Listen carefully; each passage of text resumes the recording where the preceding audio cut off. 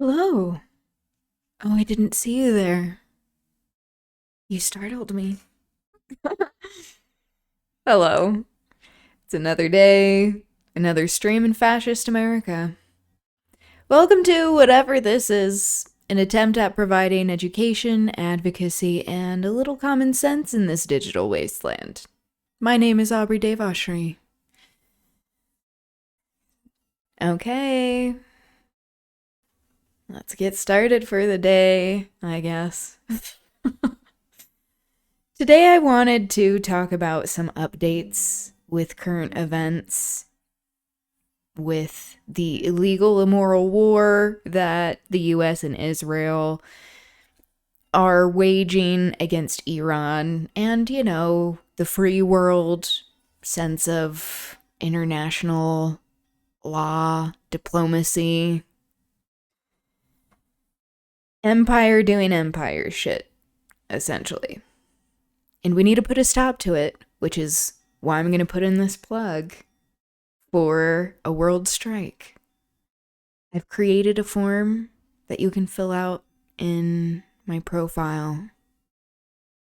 Essentially, a strike card demands if you're willing to donate mutual aid at some point. So that's the extent of it. I realize it is shady to be like, look at this link in the profile, like click on something that who knows where it leads to, but it's a Google form. That's what it is. It will collect email addresses. Now you know the full scope. Anyway, we need to put a stop to all of this violence because it is completely unwarranted, needless, criminal, unconscionable. We don't need to be having all of this pointless death. And there have been a lot of people in the MAGA sphere commenting on people who went to Cuba to deliver aid. So I want to talk about that. As well as these closet cases that are in the Epstein files when it comes to their queer amorous desires, trans amorous desires as well. The trans fetishism in the Epstein files, I have seen Cat Black create a video on, so I want to watch that. Hello, Tan. Welcome, welcome. Good to see you. How are the cats doing? They're so cute. And then I wanted to finish course 1. So I started on this training that AIDS United has that is really excellent that my friend helped make, oversaw the whole project. Gabriel, shout out. Anyway, this is talking about HIV and the specific needs that marginalized people have when it comes to healthcare, especially people who are Black, Indigenous, people of color, BIPOC, people of color, but especially with the intersectionality of being Black and trans, that we see a huge drop off in care, appropriate care being offered. So I want to go through this training and talk about HIV stigma, the importance of funding HIV programs, that the Trump administration, all of the Doge idiots, that they stripped funding from all of these programs, and it is extremely harmful. So I want to talk about that, finish this training, and then possibly get on to the next one. We'll see how far I get. And then finish off with reading, per usual. Oh, the cats. One's accepting belly rubs and the other, like, both types of treats. Okay. Belly rubs, especially that soon. That's great. Male is much more wary. Interesting. And you said that they're siblings, right? Which is really nice because then they actually know how to get along. Oh, that's really sweet. Our two cats don't know how they feel about each other. Some days they're like kind of near each other, sleeping nearby, and then the next moment they're fighting. And I'm like, what do I do?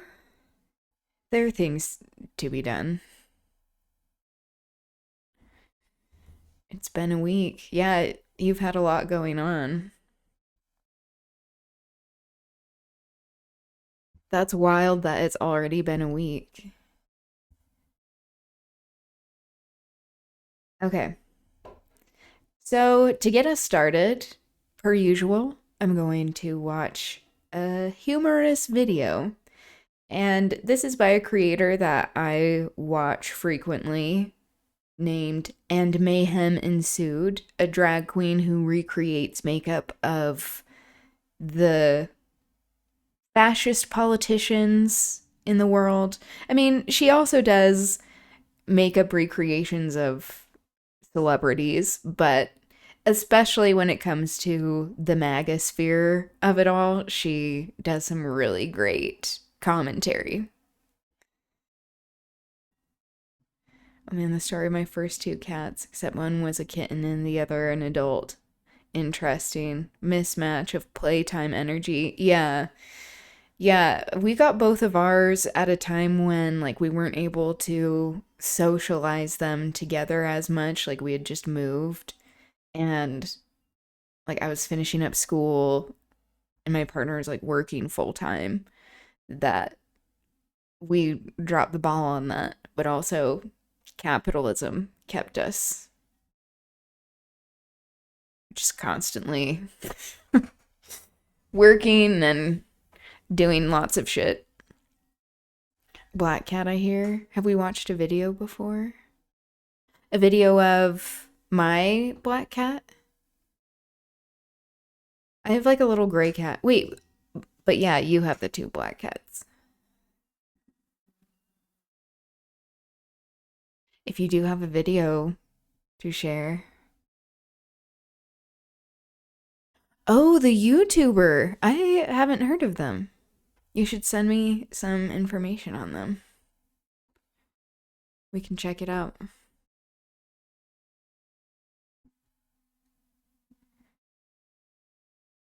Okay.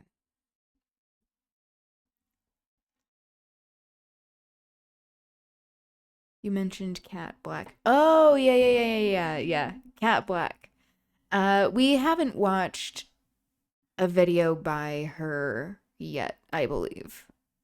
I watch her on my free time, but I don't know if I've shown her yet on the stream. So, this will be a first. Exciting. She's excellent, provides great commentary. Just cats all around. That's like 30% of what this stream is about. Cats and the mentioning of said cats. Okay. Pete Hegseth's makeup look. Welcome back to Queer Eye for the MAGA Guy Gallon, non-binary pal, the show where I, a liberal, reach across the aisle in an act of bipartisanship to help conservatives recreate their favorite politicians' makeup looks. The United States Secretary of War loves his cosmeceuticals almost as much as he loves cheating on his wives and alcohol. It's a crime not to prime, but Pete Hegseth knows a lot about alleged criminal activity, so we're just gonna be raw dogging it today with our foundation right on our skin. That is what that looks like. Oh. Oh my god. When you're fascist and bigoted, it means you aren't willing to accept advice or help or assistance from queer people or people with better taste. This would do the fascists, the white supremacists, a lot of good. Even for the cynical reason of just having their makeup look better, it is in their interest to be more accepting. Because they need some makeup artists in here who actually know what they're doing. Because these people, have they ever heard of moisturizer? I know this is a hallmark of whiteness, of not moisturizing. But it seems like the more supremacist you are, the less likely you are to moisturize your skin and also prime it, for that matter. Jesus Christ. He also had a makeup room built in the Pentagon. These people are doing drag, to be clear. This is drag, what's going on. All of these men wearing loads of makeup, that, and I mean that word in many ways because they're closet cases as well. Like, I just have this feeling, this is such a gross thing to say, but okay, Pete Hegseth definitely is sucking off Donald Trump in his free time. Donald Trump loves him so much, and he has done some really shitty things that has made Trump look bad, and he keeps him around. This is the supremacy happening before our eyes. The white, straight, allegedly straight, incompetent buffoon of a man is able to get away with lots and lots of stuff. And then who is one of the first people to go? The brunette woman. Kristi Noem, the brunette. They sent her packing. Yeah, it's bleak. What is on his tie? Anyway, let's continue. Take your blue beauty blender, 'cause he's a boy. Blend, blend, blend. Now, I don't know if Pete Hegseth just chooses a very yellow foundation or if it's a sign of liver failure because of his excessive drinking, but any way you slice it, he'd be right at home in The Simpsons. I find Pete Hegseth's makeup to be some of the most egregious. Yeah, it's very Simpson-esque. The way that this guy was still confirmed to be the Secretary of Defense, which they're trying to say he's the Secretary of War. It's the saying of, like, when people tell you who they are, believe them. They have been telling us who they are, so we need to believe them. These, like, shitty warmongering elitists who are corrupt. But the way that he was very noteworthy in the way that he was drunk all the time at work, and that this is documented by Fox News, his previous employer, that it's very concerning that Congress was like, yeah, this is the man for the job. The one who talks about justifying war crimes in Iraq, not having regulations so that people can act however they want during war, who is a white supremacist with Nazi tattoos. So this is what we're getting. How can we expect anything less when the writing was on the wall? Egregiously bad in the Republican Party, not because it's the worst, but because it's expertly applied in completely the wrong colors, which has to do with his tenure at Fox News, so he knows how to choose makeup, but I think he's trying to fit in with his newfound buddies who do not know how to choose and apply makeup. Yeah, a hallmark it's of Republican significantly man more makeup orange. is to make yourself look like you actually do Interesting physical how labor MAGA out in the makeup sun, is more so you will typically see a orange. band of white It's to make translated it look like they to the wear aesthetics. sunglasses and work out in the sun. Pete Hegseth does the same thing, but his is very yellow base. So I'm going in with a base coat of yellow eyeshadow, then I'm going to go on top of it with yellow setting powder. A very interesting thing about our Secretary of War, little Pete That looks Hegseth, pretty is that damn during his second accurate. divorce, his actions were so horrible that his own mother sent him a letter to say, "You are an abuser of women and I am ashamed of you." To make our cheekbones pop, we're going to go in with our bronzer and run it. Which, since then, his mom has come out and said that, like, she didn't send that, or she regrets it, or people are taking it out of context, of course, now that there are people upset with him on a national and global scale. She's coming to his defense. So, note. Along a sharp line like it's 2016. It's very important that it be this dark and I've this been thick seeing that because it more. will get buffed Calling in out later. 2016 makeup. Honestly, this says a lot about me and my aesthetics, but it's a vibe for me still. I am not that offended by it. And part of that probably is reflective of me not being on TikTok ever. So I am not with all of the latest trends because I don't care. But this goes for anything happening, not just like with social media platforms. When you're doing the bronzer on your forehead, it's very important we not go all the way into our hairline. So go ahead and take your finger and run your Yes. bronzer up against Drag it so that when you them. remove it, there is a distinct demarcation line. Right now we are Never underpainting, doing so their I'm going in with a more makeup into ready their color hairline. because we need to hit our heat miser temples so we look angry for America. Hit our jawline, go all the way under. For his nose contour, I think there is a base layer of an orange tone blush thrown down. So that is what we are going to do. Start at the tip of your nose and work your way up to the end of your eyebrow in a straight line. Hit the other side. Add some of the blush to our cheek contour. Be sure and leave a white space here so we can fill it in with more yellow later. Take your white NYX jumbo stick and run it on top of your eyebrows. I would normally recommend doing this under your eyebrows so your face looks lifted, but for Pete Hegseth, we're going to go on top. He has that Donald Trump thing where he almost draws a new set of eyebrows on top of his eyebrows. Yes. While that's still tacky, I'm gonna dust it with some yellow setting powder. Despite how red Make the it look initial like his bronzer brows is, we're more going to go in with an extremely protruding? cool tone brown. I don't know. Next, running it right along the side Possibly of our Angry just for America to Heat mimic Miser his temples. Lord and Savior Donald Trump. That's what's Now, happening. you might be thinking this is an extremely dark makeup look for an admitted white supremacist, and I would have to agree with you. Crunch up your forehead wrinkles and see where they naturally fall. Then go in with some of your reddish contour and fill them in slightly. I swear, in my opinion, I think he does this. Then at the start of our white... Are constantly there, these marks of furrowing his brow. I also wonder if they are emphasized with makeup because look at that. That is wild.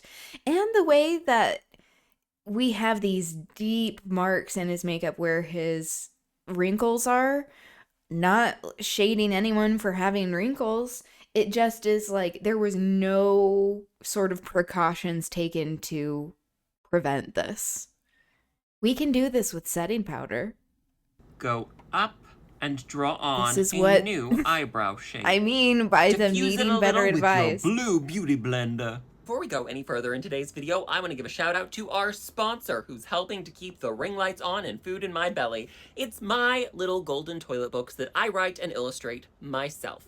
I self-publish them on Amazon because it's the only place that will do it for a non-exorbitant price that I just can't afford. This is cool. This one is the latest. I Love You Even Though You're Not White, the Usha and JD Vance story. Then we have Trump and his big, beautiful bulldozer. Trump I Rump and the Epstein Files. I Am a Worm in RFK's Brain. Republicans Have Two Daddies. Becoming Her, the Melania Trump story. Lil Donnie's Taco Tuesday. It's Not That Easy Being Marjorie Taylor Greene.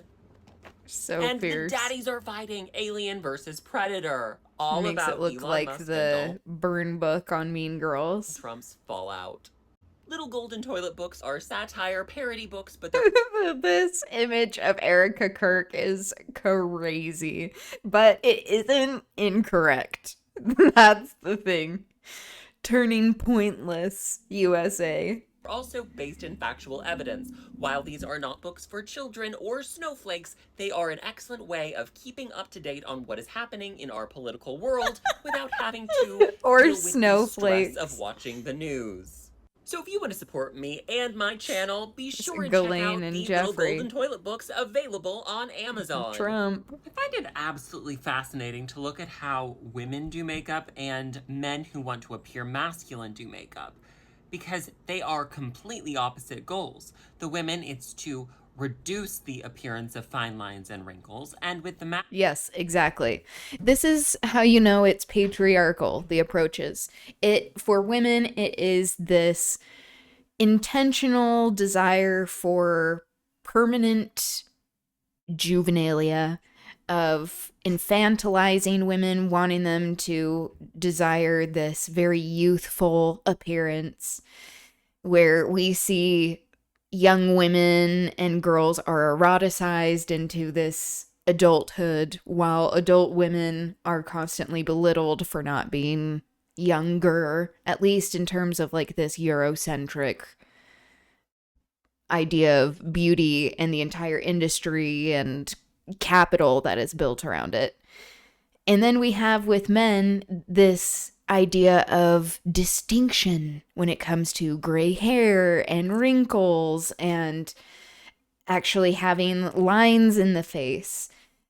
This is the double standard, where for men it is a sign of wealth and maturity to desire to look older, at least for the straight men. And for women, it is to always look like you are underage. Because that is the society that we live in. And the people who control these industries, we realize a lot of them are in fact pedophiles and engaging in this kind of deeply abusive, eroticized behavior of minors that they then impose these types of beauty standards onto the rest of the world. We need to be talking about this more. Anyway. Masculine men, it's to add them so you always look like you're brooding and scowling. I'm going to add a pink NYX jumbo stick to our waterline just to make our eyes appear even more bloodshot. I'm not sure if this is a natural thing that just occurs in Pete Hegseth or if this is something he does. Now, in my opinion, a lot of the conservative men actually do this because they think it makes them look like they're not wearing makeup, when in actuality, it just looks like they're wearing more makeup. Yeah, exactly. An interesting thing about me is that I have face blindness, and as a result, I don't typically see the facial features. I see the makeup sitting on top of the facial features, which is why I'm really good at deconstructing makeup.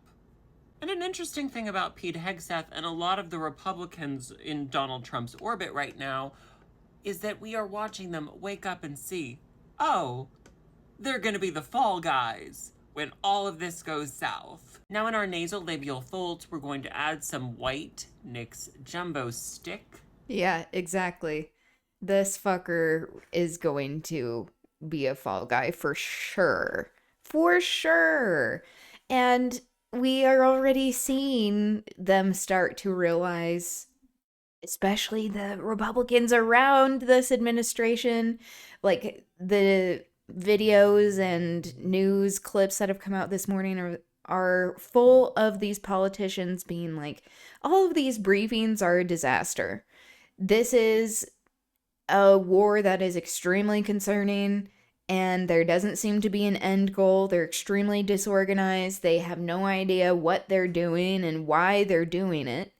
So they are not funding $200 billion more to this unnecessary violence that he was asking for the other day. If we're winning this war and we've effectively destroyed all of the things that we said we have, Donna Josephine Trumpeth, looking at you, why do we need more money going towards this war if we've ended it? If it has been won? Because it's all just lies. That's obvious. The back and forth, the inconsistent messaging, it really is plain in our faces. The sheer incompetence and hubris of this administration to be like, yeah, we can say and do whatever we want and try to stop us. That's what's happening. Anyway. Once you look like Snoopy's cousin Spike, you're going to want to take your blue beauty blender and buff it in.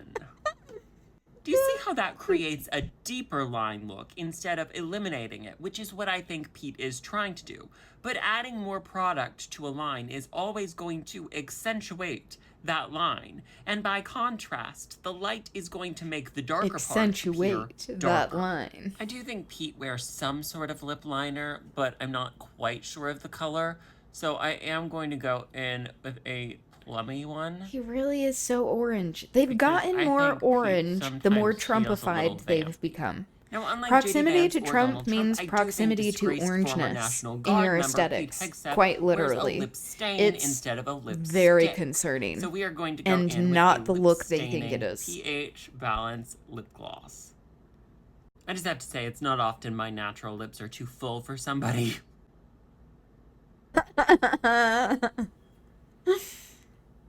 The zoom in.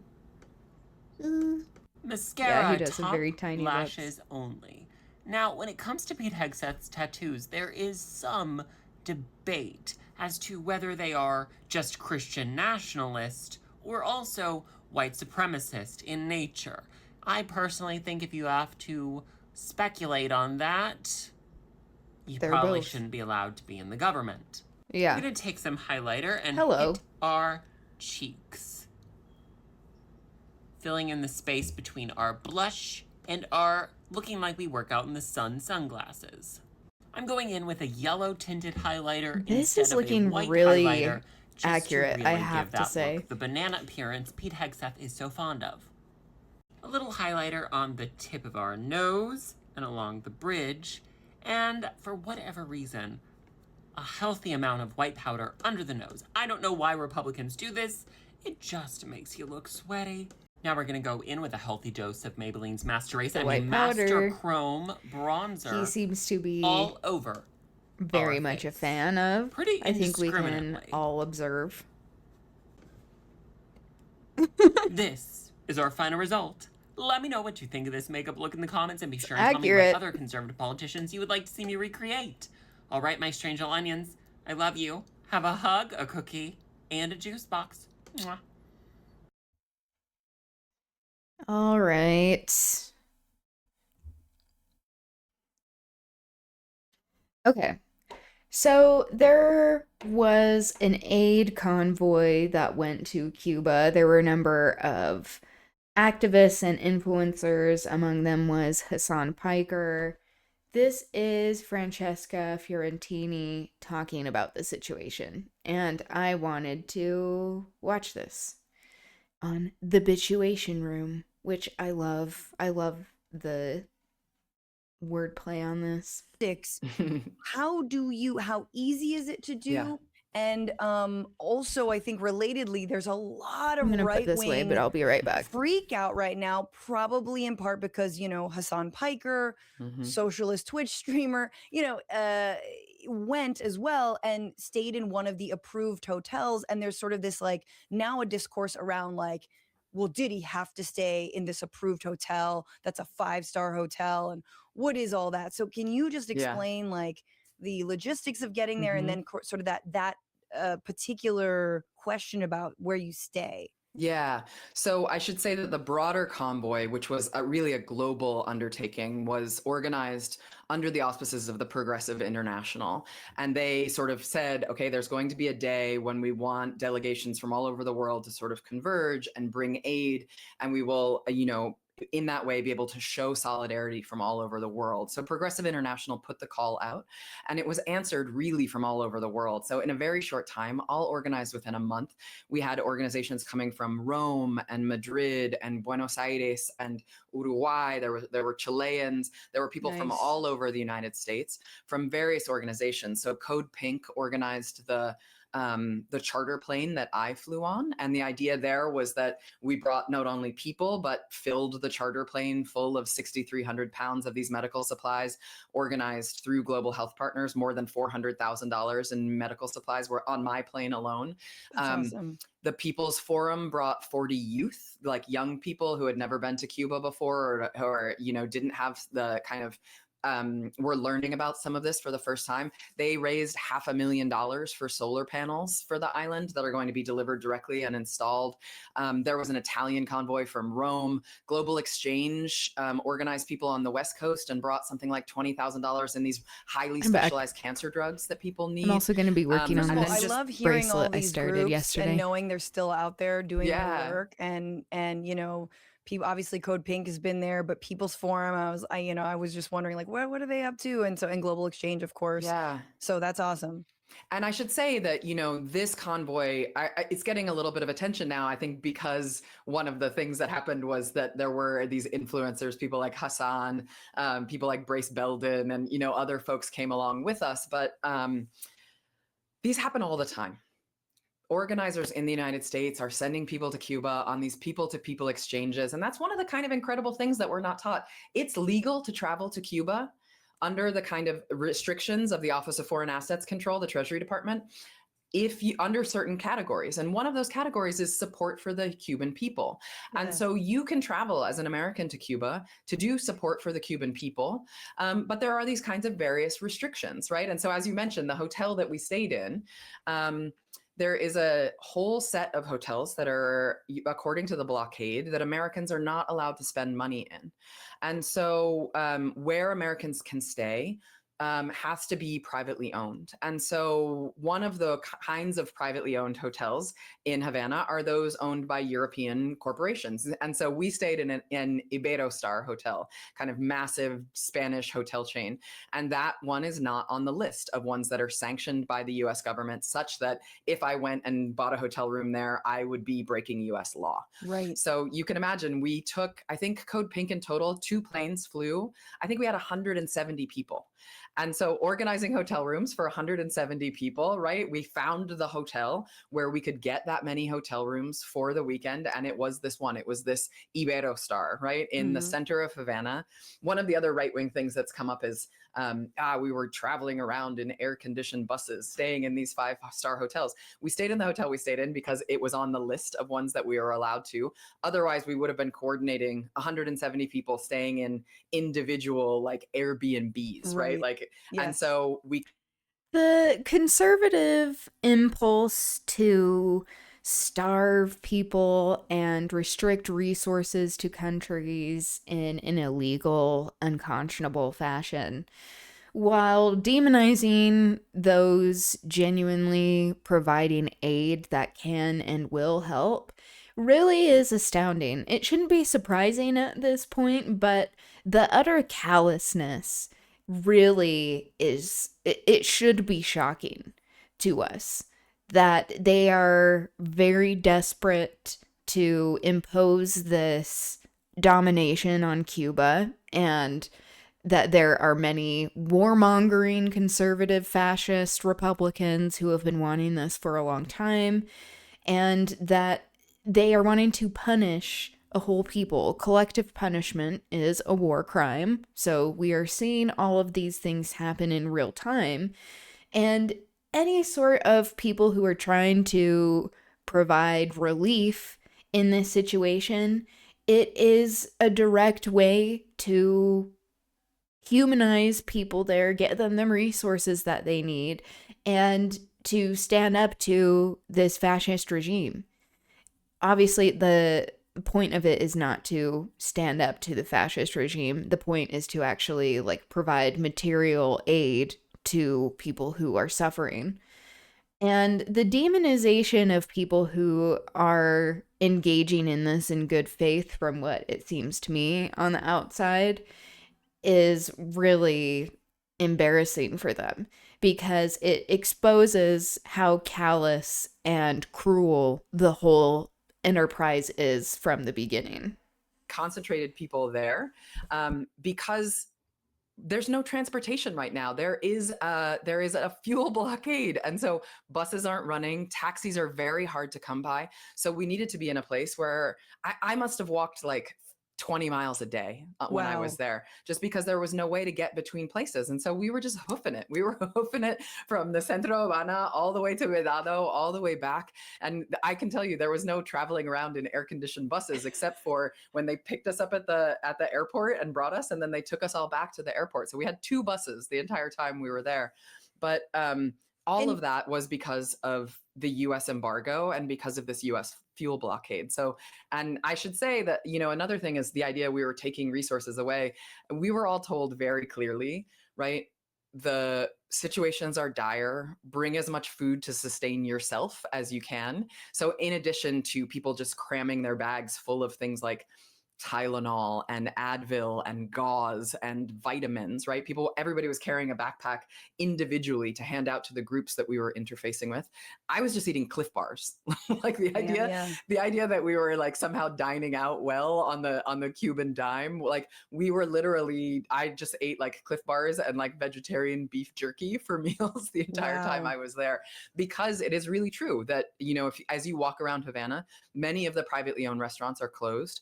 Tons of things run by the government are closed because workers can't get into the center of the city.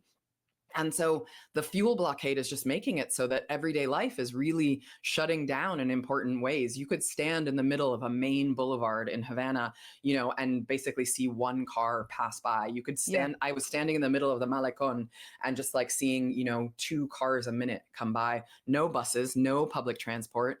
The few buses that were running, you would see people just try to desperately pile onto them.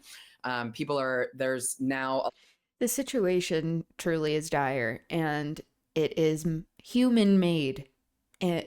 This policy that is intentionally harming human beings is so gross and truly just falls into the pattern of behavior of US empire of inflicting as much harm as possible on the world. Really, that's how it feels.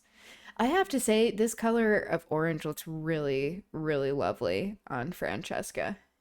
a lot of sort of electric sort of tuk-tuks, the kinds of things that you would see in Central America or in East Asia.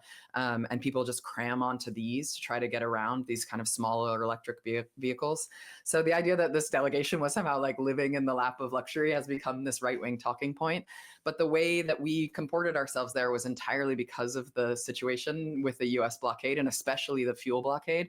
Yeah. And despite that, everybody I was with was just carrying around tons of medical supplies. And every community group that we met with, we went to the Caellon de Jamel, which is this famous kind of Afro-Cuban community center, and folks organized with these LGBT groups to do a drag ball. And so there was like a drag show. There was a drag Yes. show there, and I people just love brought that. tons of medical supplies and things. We were hearing from health workers things like HIV rates are going to go up because there aren't That's condoms here fierce. anymore. Right. And so people just brought condoms with them. Yeah. We're just like literally carrying on our backs these kinds of supplies that are in such short supply now. Yeah, absolutely. Plus, also, when 170 activists go to a 5-star hotel, it's no longer a 5-star hotel.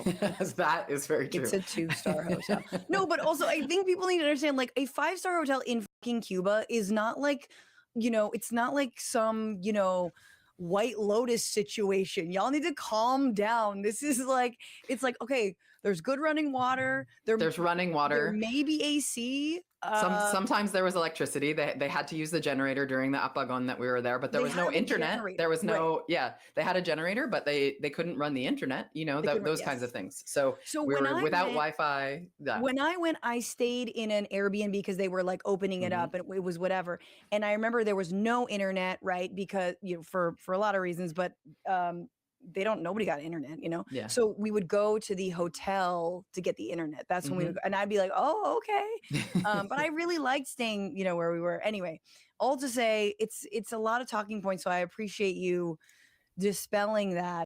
What's going on, Frantifa? If you haven't already, subscribe to this channel right now. Hit that button. And also, That's you can what become a patron and support the show her every single fans are week. called. Get access to bonus episodes and I like exclusive that. merchandise. Patreon.com/bituationroom. Do Yeah, she's been doing a really great job. Left the Young Turks after she was treated in a very poor fashion by the people there for predicting accurately what Trump and his fascist cronies are doing right now, like rounding people up and sending them to gulags, these concentration camps. And she was made fun of on air for saying that he would do that when he was openly saying this on the campaign trail. So, anyway, good for her. She's doing some excellent work. And we need to put a stop to this imperialist aggression that is harming innocent people who don't deserve any of this.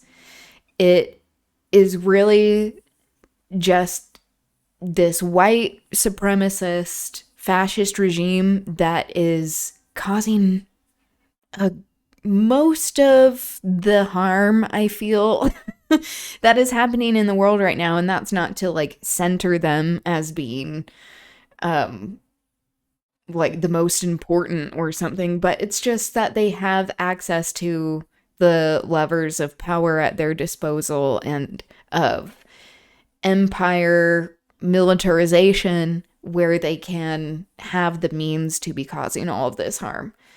And we need a global strike to unite the working class across the globe and end what they are doing, not only what the US and Israel are doing in terms of their foreign aggression, but the genocides, the violence that is happening on US soil as well, and taking back our power from these billionaire interests. Okay. Plug over. Let's go to Cat Black talking about transfetishism and the transphobes in the files, in the Epstein files, because this has not been covered really at all in mainstream outlets. Surprise, surprise, not acknowledging the existence of trans people. And this is especially important in seeing why these kinds of people invest in anti-trans legislation when they are the direct beneficiaries of the existence of trans people, when they are trafficking them and engaging in amorous relationships with them. That we need to call out their hypocrisy, but also show how their tactics for this legislation keep marginalized people, specifically trans people, in a position that is disempowered so that they are able to exploit them as much as possible. Okay. Filming a live stream, and we are going to be putting together some sewing patterns during this live stream, and I'm also going to be watching some videos about the new Epstein files that have been released. Part of why I wanted to make this video is because, you know, girl, I'm not going to look at the files, okay? I'm not going to sit and read all of the files. I don't want to do that to myself, right? But I don't want to be completely unaware. And I found a collection of videos of people speaking about their investigations into these files. And so I wanted to watch and react to those videos as we go along today. And I wanted to just share that information for, I'm sure, the other people who also don't want to sit through and go through the files themselves. I got to do a lot of taping and cutting and printing. So we're going to be here for a bit. Alexander actually is going to be taking me to New Orleans for Mardi Gras this year.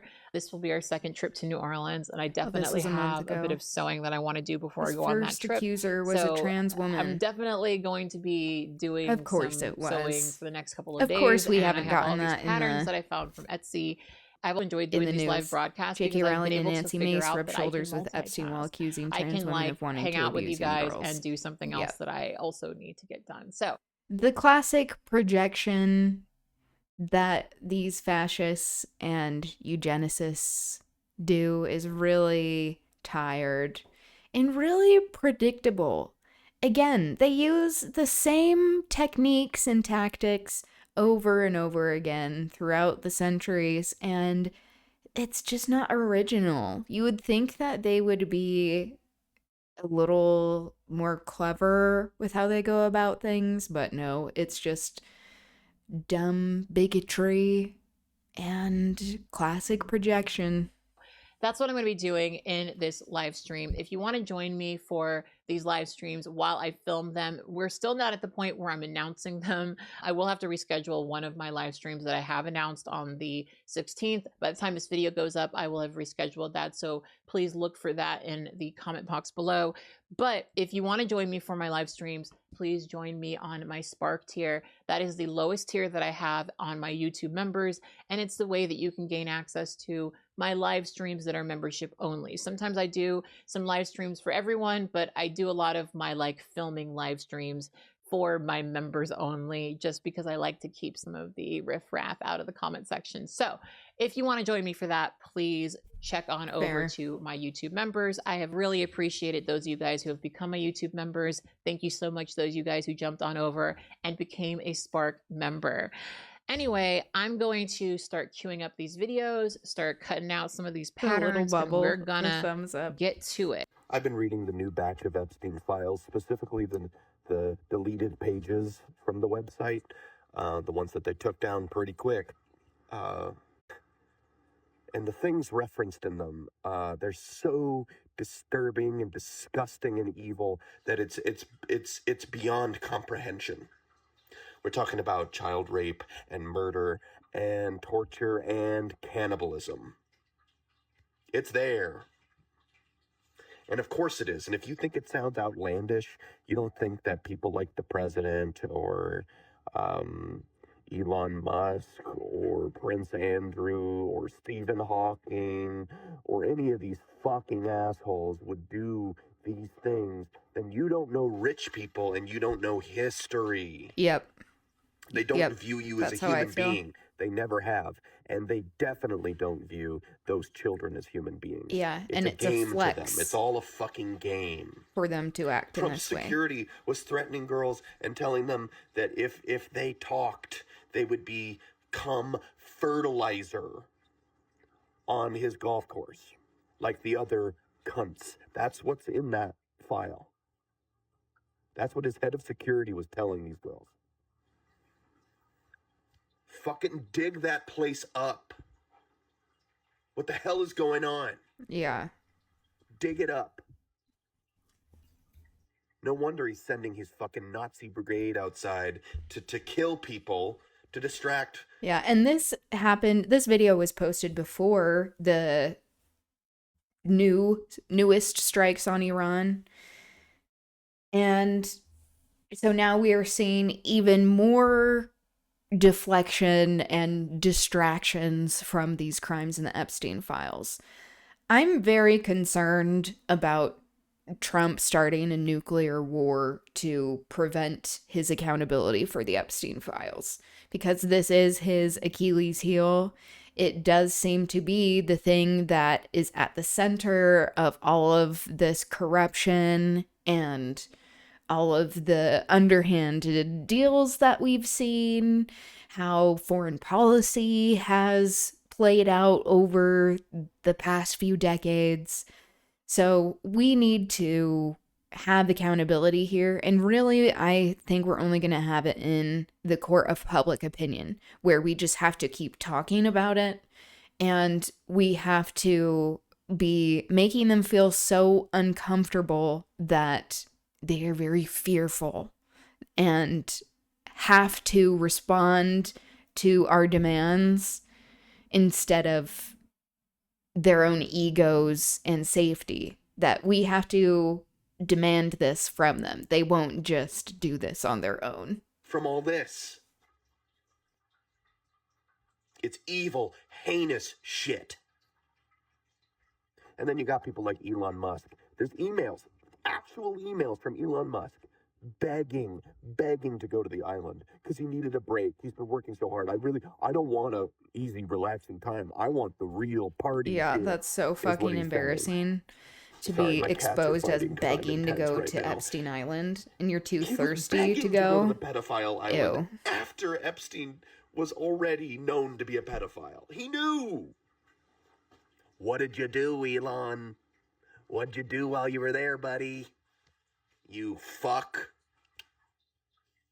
If it doesn't make you mad, if all of this doesn't make you mad, then what does? Huh? Is it just trans people that make you angry? Not child rape, not murder. Just the trans people using your bathrooms, and black people wanting an equal chance, and immigrants working hard in this country. That's what pisses you off so much. In a lot of Western societies, a lot of men consider feminism to be one of the main things that makes their lives harder. And by that, they mean because they can no longer hold power over women, right? They feel like they're less of a man.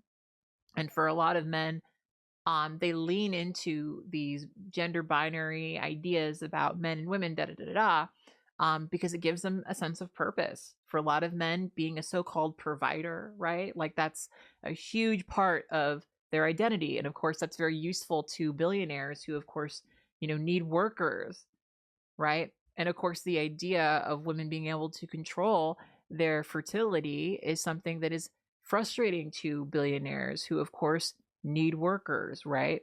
And so you convince women that their only ability in this country, in this world, is to have children, and the only ability men in this world have is to, provide for those children. And you get a class of people that are very submissive to the needs of a billionaire, who believe that their freedom and their everything will come if a billionaire gives it to them. When at the end of the day, our freedom has always been with us, right? But at the end of the day, they need to convince you otherwise. So they get you involved in these culture war issues to keep you not really looking at what they're doing, which is making your life harder. A lot of these people who are in these files are also part of the AI bullshit that we're all fighting against right now, where a lot of people are losing their jobs. Exactly. They're losing their positions because they are anti-human. These companies believe that they can be replaced by AI. Anti-humanity. Right? And so you have these, you have a lot of these billionaires who are eager to get rid of the worker. And unfortunately, some of the people that voted for these billionaires and their interest, and the people that were in bed with them, are figuring out a little bit too late that like they were never on your side. And that's kind of the whole thing. They get these culture war issues, like the fact that a trans person using the restroom was important enough to get a lot of people to come to the voting booth to vote in a different way. That is the manipulation in action. Because even if you don't like trans people, you should be able to understand that, signing away your bodily autonomy, which is what you're doing when you argue against a lot of trans people and their bodily autonomy. Yes, exactly. You make way for the signing off of yours. Mm-hmm. All it's going to do is lead to more oppression, right? Mm-hmm. Now you have situations where, because of trans people in the bathroom, apparently, women have to make sure they maintain a certain degree of femininity within certain communities so that they don't get reinforce stopped gender binaries and pulled aside and patriarchy and maligned for not being feminine enough to be in the room they're in, right? The only reason to do that is to control the population. The only reason to do that is to make people feel like if they don't participate in certain things, purchase certain products, fall into line a certain way, carry themselves a certain way, take up only but a certain amount of space in our society, it's all manipulation, right? And trans people kind of draw attention to that. And that's why these billionaires, even though they like trans women, like a lot of these guys, they like trans women, right? And they especially like the idea of them being destitute and not able to provide for themselves so they can be taken advantage of. Let's talk about Epstein and Eva Cordero. So, of course, content warning for what follows. One of the first people to have accused Jeffrey Epstein of trafficking was a Latina trans woman named Eva Cordero. In October of 2007, she filed a lawsuit claiming that Epstein had forced himself on her when she was only 16. She was a 16-year-old girl, and a grown adult, a grown man, forced her to do things that she didn't want to. And how did the media respond to this? They mocked her mercilessly for this and claimed Epstein was the real victim in all of this. Articles like the New York Post would say stuff like this, and it is just atrocious. After constant slut-shaming and trying to paint her as some sort of fetish and kink, just showing how misogynistic and transphobic this whole thing was. And after 2009, Eva Cordero's story was mostly ignored and dismissed by people. One of the first instances, because she was a Latina trans woman, no one gave a about her. How many victims could have been saved if people took her seriously back then? Well, But no, because she was trans, because she was a woman, no one gave a shit. And Epstein and his friends like Trump harmed so many other women and girls after that because no one bothered to listen to an actual victim of his. And it's such an indictment of society that they mocked her, the victim, over and over and made the guy who actually harmed people, harmed her, as the real victim in this whole story. And this is a consistent story that we see where victims, women, and especially trans women, are slut-shamed, are called fetishes and kinks. Our stories aren't listened to. They're dismissed immediately as if we're not human beings. The fact that it took dozens and dozens of other victims of trafficking to come forward for him to actually face consequences is disgusting. And we need to do better. We need to believe women when they come forward. Exactly. We need to believe the victims of assault, of trafficking, when they come forward. But instead, we elect these people. People like Trump, who has at least 27 women who came forward against him, and who has been very buddy-buddy with Epstein himself. Yeah, and is this doing kind of everything he behavior can hasn't to been keep the Epstein unknown. files That's why secret. it's been so Things concerning need to see change. people We need to believe join the women when they cult of come Trump forward, when and we he has need to this especially history. believe trans women when they come forward with allegations like these. And I wish I could tell you the media is better today than it was back then, but it's not. The New York Post still engages in transphobic stuff like this. Even GLAAD called it dubious for their reporting back then. And things aren't much better when media still does these things, even to this day, misgendering and ignoring trans victims left and right for bogus reasons. We need to do better. Because if we had back then, maybe, just maybe, we would have had fewer victims of Epstein having to come forward later on in life. And she's absolutely right. I mean, this is the thing I always try to point out to people, right? Because here's the thing I'll just be very blunt about, that I'm always trying to communicate that I don't know is clear. The way people have assaulted me throughout my life has always been very habitual. It's almost as if they can trust that they can get away with it. It's almost like they know for a fact that they're going to get away with it, right? And it's something that I've always really struggled with because, you know, the way people talk, you would really think that in our culture, people would give a fuck, even when it happens to someone like me, but they don't. And so what ends up happening is that there's a whole group of people who figure out that they get to abuse people like me. They get to do stuff like that to people like me.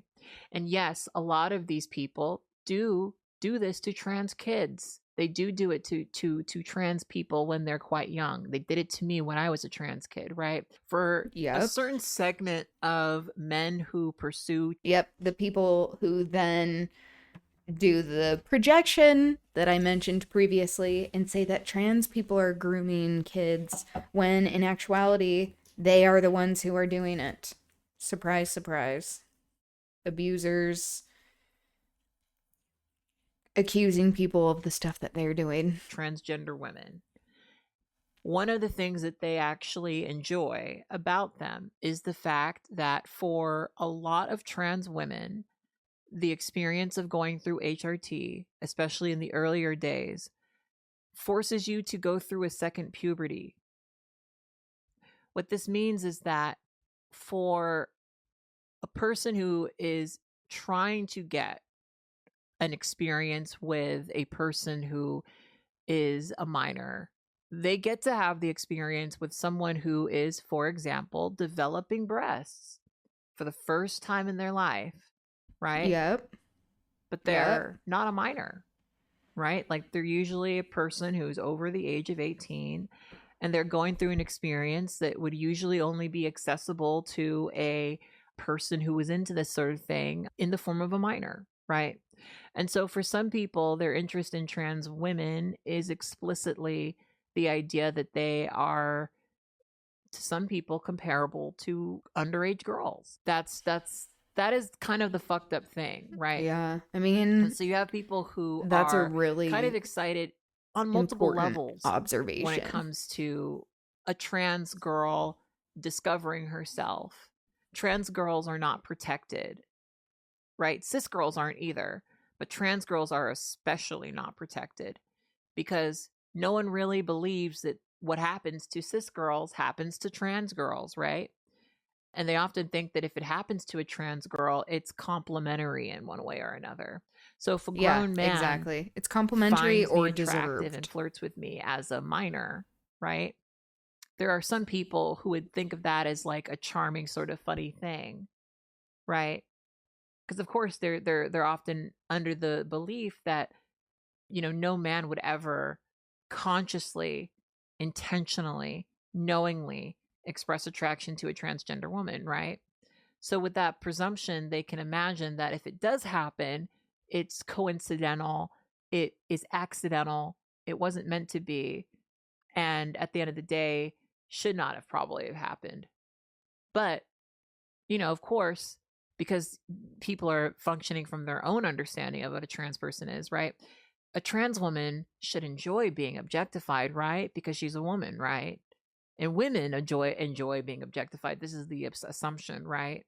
So when a grown adult man objectifies a minor trans woman, right? Trans girl, right? There are some people who just don't see it for what it is, right? And what it is the same thing it is when it's a cis girl. But people have a very interesting way of differentiating this, right? Like they sort of view the assault that happens to someone designated male as not quite as bad. So even when they're fetishizing a lot of the same things, they're sexualizing a lot of the same traits, right? On a trans woman, it's sort of viewed as not quite as important, not quite as impactful. And that's kind of the thing that I try to talk about when it comes to this topic, because I know from my own experiences that there are people who rely on the fact that no one is going to care. They expect it, right? The way that some men have just, upon first meeting me, decided to assault me is so crazy. I'm not exaggerating. It's There's a disgusting. way that some people, if they know that you're trans, they just decide, oh, I can assault her. Mm-hmm.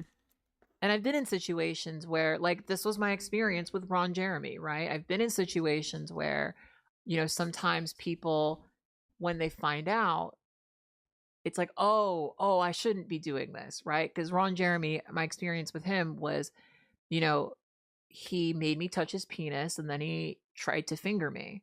And I had to explain to him as he was trying to finger me that I was a trans woman, right? But would he go on to assault me several times after? Yeah, he would. He never remembered me, right? So it was just habitual for him to do this to any person who was femme, right? Any person who had a certain shape of a body, right? And so what does that kind of ultimately mean, right? It means that for a whole segment of people that were harmed, they're just not nearly as important as some of the others, right? And when I shared my story about Ron Jeremy, it was really from the perspective of like, hey, I had this experience. It wasn't too terribly traumatic to me, but he does do this thing. And I had a lot of people tell me that because he backed away. Which is a really brave thing to do, to be talking about this, because she is not wanting it to continue to happen to other people. I was lucky because the first time he sexually assaulted me, he didn't complete the act. I was lucky. And that's unfortunately what a lot of trans women hear when they try to get help or they try to draw attention to what happened. That somehow, some way, even if it was hurtful, even if it was traumatizing, you were lucky to have experienced it. You were lucky to have been objectified. You were lucky to have had this sort of interaction with a person of a certain stature, and that should just be the thing that you go forward with in mind, right? And like she says, if people listen to trans people, I mean, a lot of this wouldn't happen. It wouldn't happen. And the people who do this shit, they know that when she goes and tries to talk about it, that people are mostly just going to laugh. They're mostly just going to say, you know, that's kind of what they thought should happen.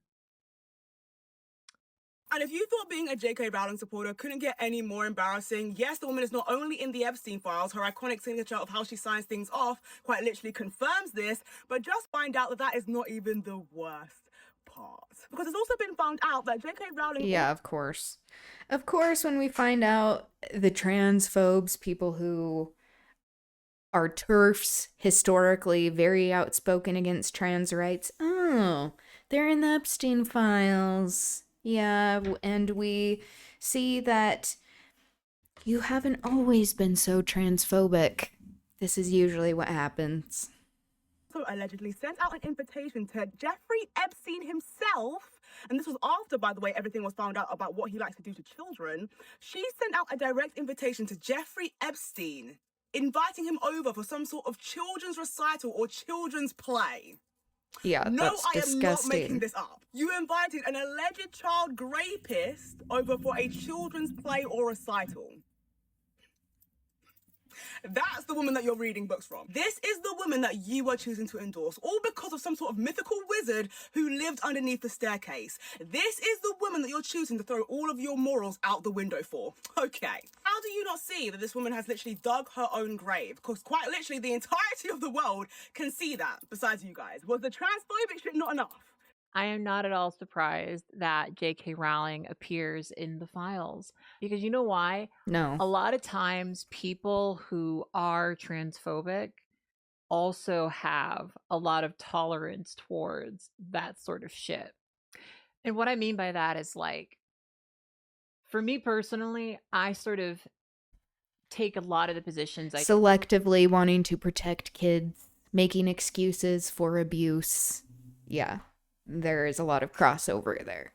take as, like, from a position of, like, bodily autonomy, right?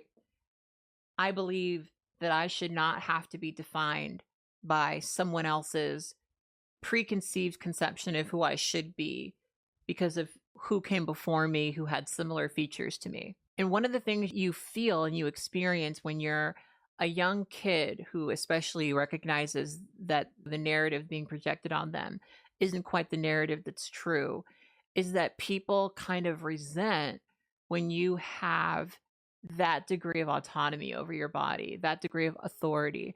When you say, no, Yes. I'm not going to adhere to your perspective, to your narrative of my Mhm. body. I'm And going to be self-assurance. who I am because I know who I am, right? And it's easy to understand why that would be hard for other people to get because it's an internal experience, right? But still, a lot of times people have a base resentment towards that, right?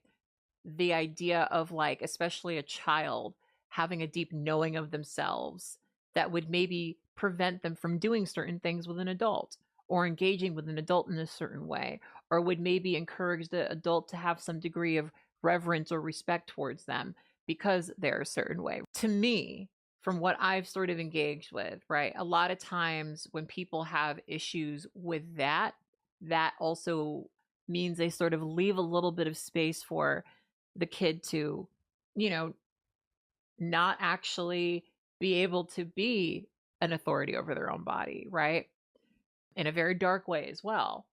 You know, it's hard to really explain, but you know, a lot of the people that I've interacted with have been people who would themselves be in some way seen as bigoted towards me, right?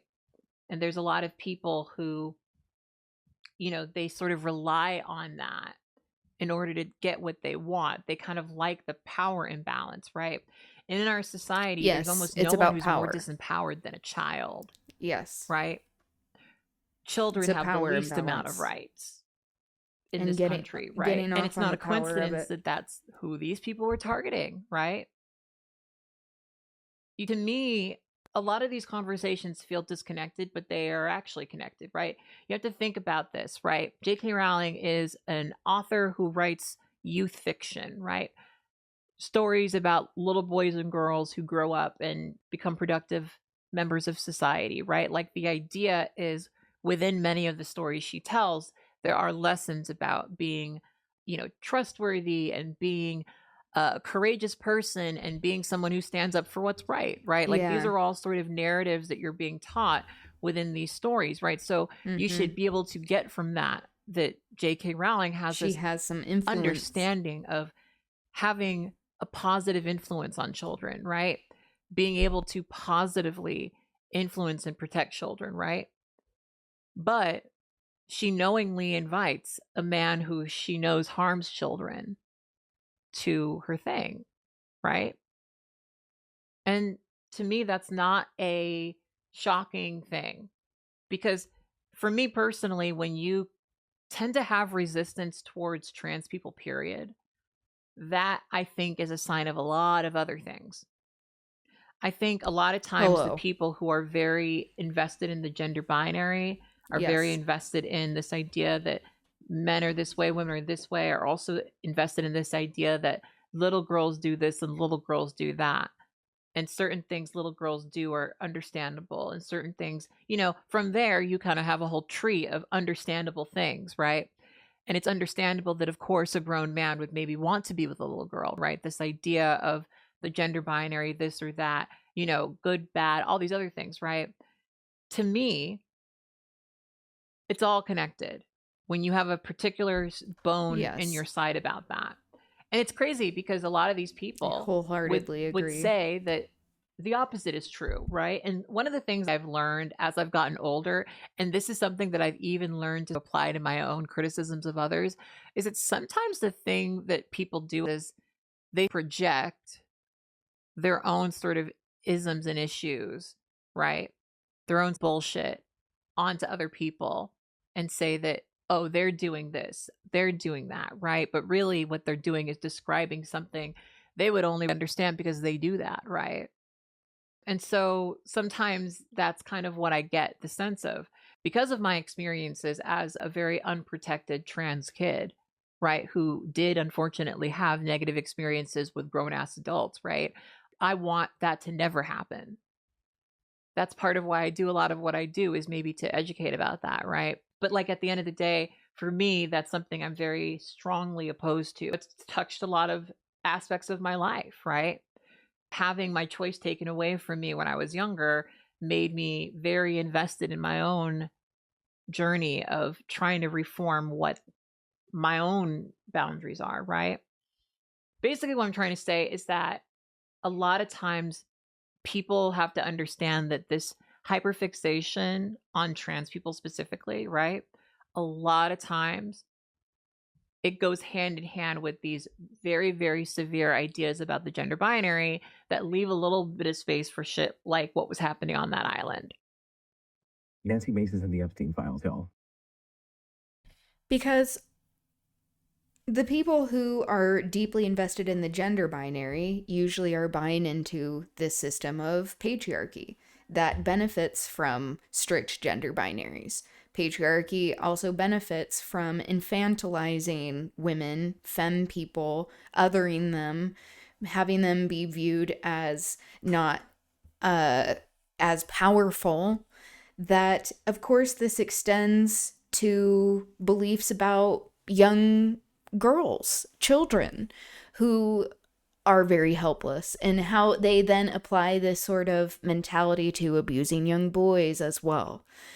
So when you are dehumanizing certain people to justify power structures, it seems to extend to many different kinds of discriminations and bigotry that people are very loath to give up, because then they have to confront the idea that they benefit from all of these systems of oppression and that they are acting in ways that are predatory and wrong.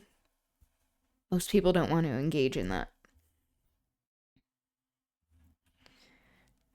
Oh, I need to step out for a sec. I'll be right back. I'll keep this playing.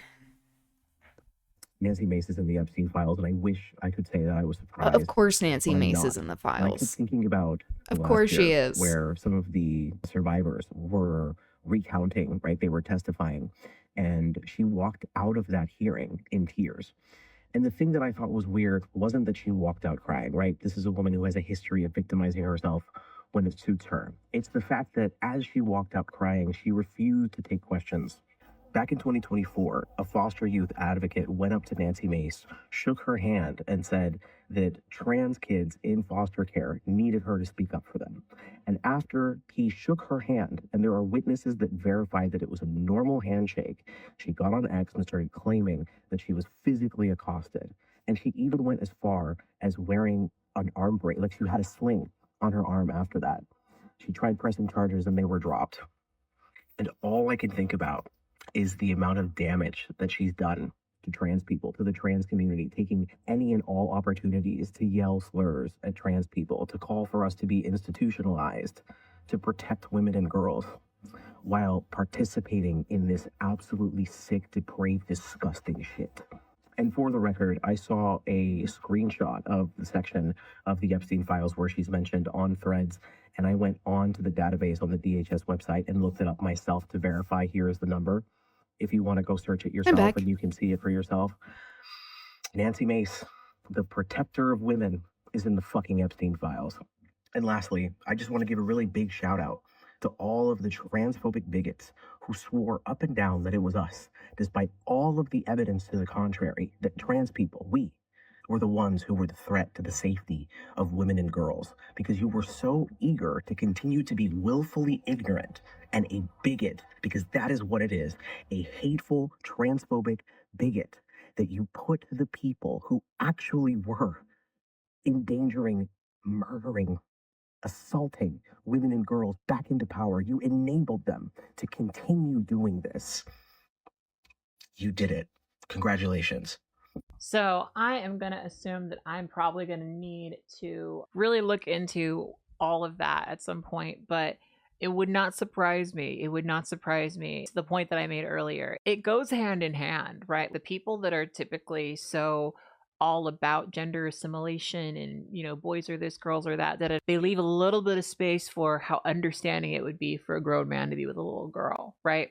So of course there's a little bit of apologia there. Like Megyn Kelly was another example of like a Republican woman who was very openly transphobic, you know, to protect the kids who Yeah, exactly. When she was like, oh, they're the barely legal types. Ugh, it's gross. Trying to like backtrack from that, justify pedophilia, justify abusing minors because it happens to fit her agenda.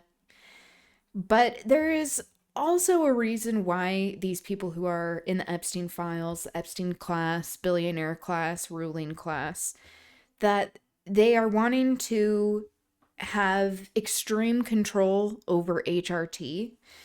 It's this larger mission of having control over everyone's bodily autonomy. It's about control and power.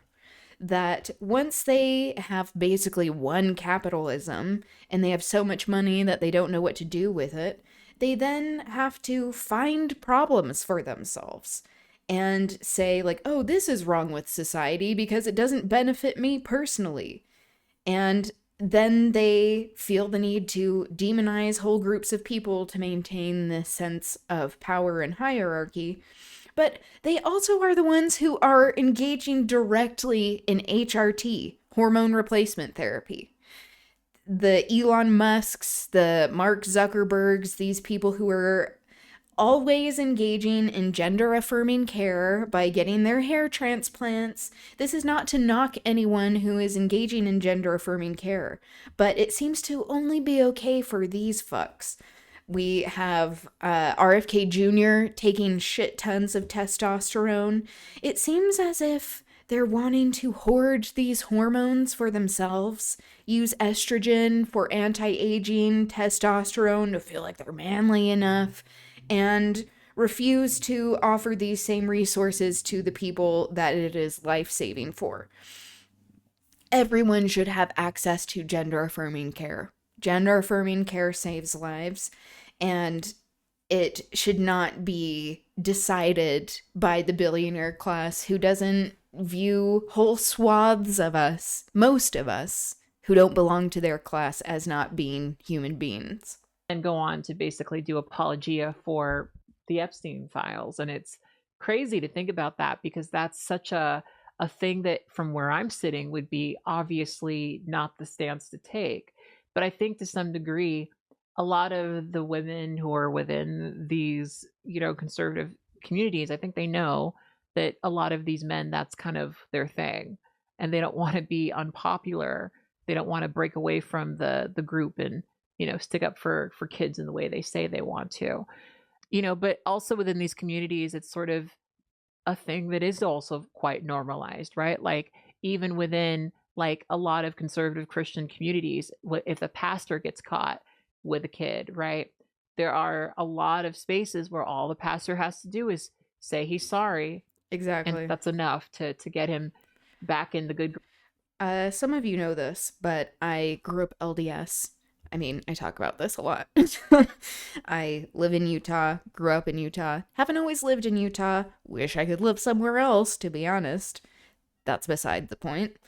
The fact that growing up LDS, they have a specific tip line for leaders of the LDS church to call in lieu of calling the police when they hear about reports of abuse.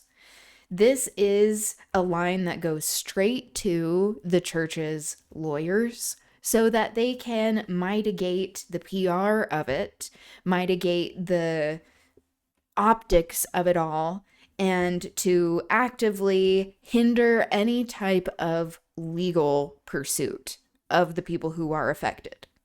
That's the same sort of situation where we have people who are very protected by these systems to support the abuse that goes on because the systems that they are working in are abusive themselves.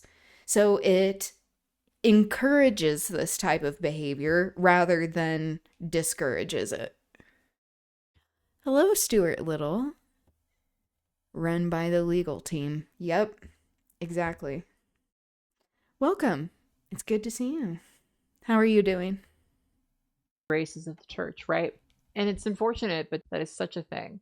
And you'll see through some of the other stuff that we talk about that there's lots of popular themes that relate directly back to that are repeated throughout these emails.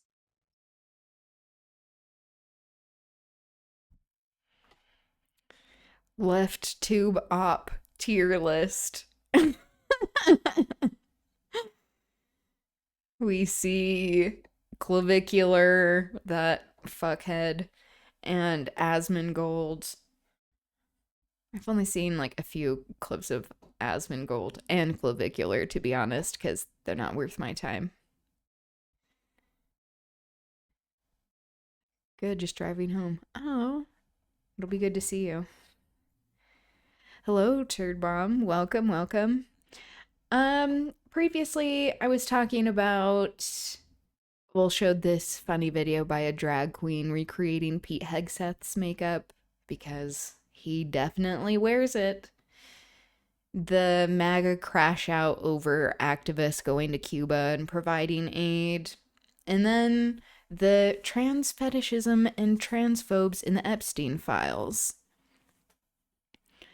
I just heard of this clavicular guy recently and I regret it. I know, exactly. He is the one that like really popularized the whole like looks maxing nonsense, which I don't even care about. Like it's been around for a while, but when I heard about it, I thought it wasn't even real because I'm like, why? And then realizing how much hatred he has for himself, you realize like, oh, this is why. So, anyway, he's not good looking though. Exactly. And also it's like it falls into this idea of these Eurocentric beauty standards that are supported by eugenicists, and they are trying to impose these types of standards on themselves and therefore say that everyone else should do the same thing. Did you see the Drewski Erica cartoon? Like Barbies aren't hot. Yeah, exactly. Okay, this left tube op tier list I want to watch at some point. I think I'll watch it tomorrow. But going to the course by AIDS United, educating about HIV, intersectionality, stigma, overcoming stigma, let's get back to this. The current state of health equity for HIV and syndemics, what you should know. And we got to the crossover of HIV and COVID, how people who are diagnosed with HIV positive, are more at risk for COVID. There is a reason why we need to still be masking up, because people with disabilities are able to move throughout the world more freely. And many people don't want to do this, but I think it is in our best interest to be masking up when we go in public, especially when we're in enclosed spaces, because this helps with people with disabilities, with autoimmune disorders, and people with HIV. It also is going to be very beneficial in helping to prevent the spread of disease with all of these regulations and vaccines being rolled back by this fascist regime. They are very genocidal when it comes to just pissing on everyone who isn't in the Epstein class. And the poor, people who are queer, people of color, people with disabilities. This is their project, to make sure that we are, one, not represented or referenced in any sort of documents or history, but also that our existence is no longer. So, I mean, I know that sounds bleak to put it that way, but that's the situation that we're in. So anyway, mask up, and we are going to learn even more about how, if we are talking about equitable health for the general public, that we have to consider intersectionality as a way to properly address the outbreak and spread of diseases and the cures for diseases, and these people have to be represented in the cures for diseases, the people who are most affected. And we see that this is constantly being ignored, like having a more ethical approach to queer healthcare, but especially when it comes to people who are HIV positive, and that it is really a detriment to everyone's health when these programs are not funded. But it will have a very real, extreme human cost that we need to resist. So, if you are interested in helping people get more of the resources that they need, people who are HIV positive, you can donate to AIDS United.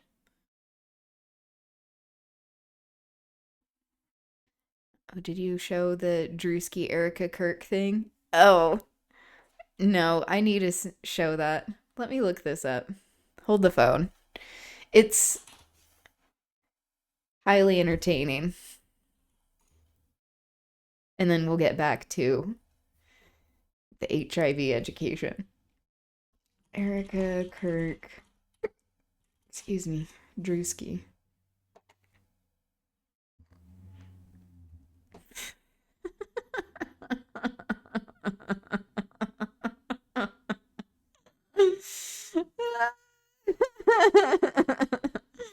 Oh, you got a video. Get on your feet, boy!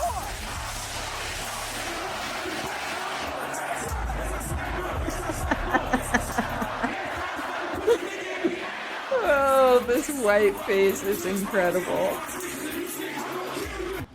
The makeup. We're praying for all the soldiers and troops. That's great that you're praying, but how about all the kids that died when the USA hit the towers? It broke my heart. That is the Listening to Katy Perry. In what ways have you grown closer to Jesus? I serve a righteous God. And that is why we say our prayers. The look to the camera is so accurate, how she does that. Just looking like the most unhinged supervillain. We are all his children. But when I say children, I mean like the holy, blessed Trinity, which is why I hold the Bible.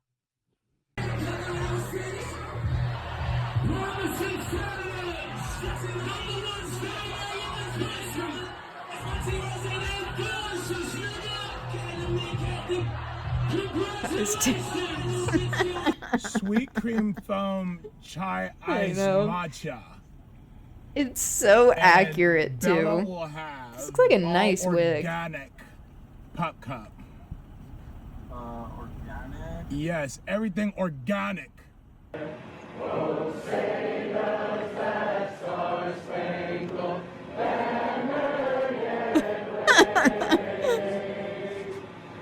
Ice chai matcha. Yeah. The combination no one was asking for. Pilates. Erica Kirk famously saying that like women shouldn't be just stuck at Pilates. They need to be taking care of their kids. We have to protect all men in America, especially all white men in America. Those are the boys that we care about in this country. America is built on their backs. Yes. Because they are the Like, ones what? who mattered most. Get on your feet! That is the attitude. That is the attitude. Okay. That was the Erica Kirk Drewski reference. So good and so accurate. But apparently conservative women are very upset. And that means that something very useful, tasteful, and important was done. If it's upsetting the white, conservative, suburban women, then that means something was done right.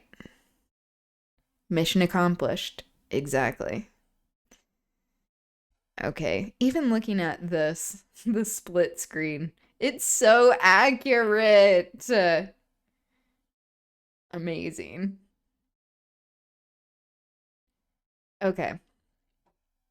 So let's continue to talk about HIV, intersectionality, syndemics, the spread of disease. I feel like this is especially pertinent with all of the health programs and services that were defunded with all of the Doge idiots, but also as we are talking about decolonizing, not only like with literature having that kind of lens, but having a decolonizing perspective and pursuit of research and medical care, that we need to be doing it in that sphere as well. COVID-19 impacted BIPOC disproportionately. Higher rates of illness and death can be USAID attributed cuts to were the exposure from catastrophic. living, Exactly. working, Yeah. and travel. Where we see a lot of aid that went towards HIV funding and addressing the spread. It has really been devastating for people, and it truly is immoral cutting all of this. The people who claim to be followers of Christ, like, if you do this to the least of me, whatever, and it's the offering of aid to begin with, we have to acknowledge, is this sort of kind of white savior complex of being the solution for the problems of this colonizing white supremacist mentality by empire, but also just removing it without any sort of recourse is really cruel. And that is a hallmark of this administration and just of fascism in general. That cruelty is the point. The increased risk of experiencing severe illness due to higher rates of underlying health conditions and systemic barriers to testing and treatment access.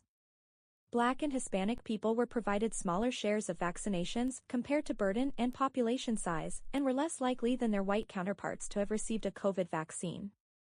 On the other hand, LGBTQ+ individuals have high rates of vaccination, including higher rates among BIPOC LGBTQ+ individuals compared to general BIPOC rates. The COVID-19 pandemic has been more than a virus. Financial security and the mental health and well-being of LGBTQ+, BIPOC, low income, and other underserved groups has undergone a disproportionate decline. These are examples of how intersectionality of epidemics and syndemics are parallel to other forms of other intersectionality. All right, moving along. Homophobia, transphobia, and racism. How these all add up and contribute to the care that people receive or lack thereof. Let's look more closely at homophobia, transphobia, and racism and the impact they can have on the health and well-being of BIPOC LGBTQ+ communities. Homophobia is defined as fear, hatred, discomfort with, or mistrust of people who are LGBTQ+. It has only been 50 years since homosexuality was removed from the DSM, the diagnostic tool used by psychiatrists to diagnose mental illnesses.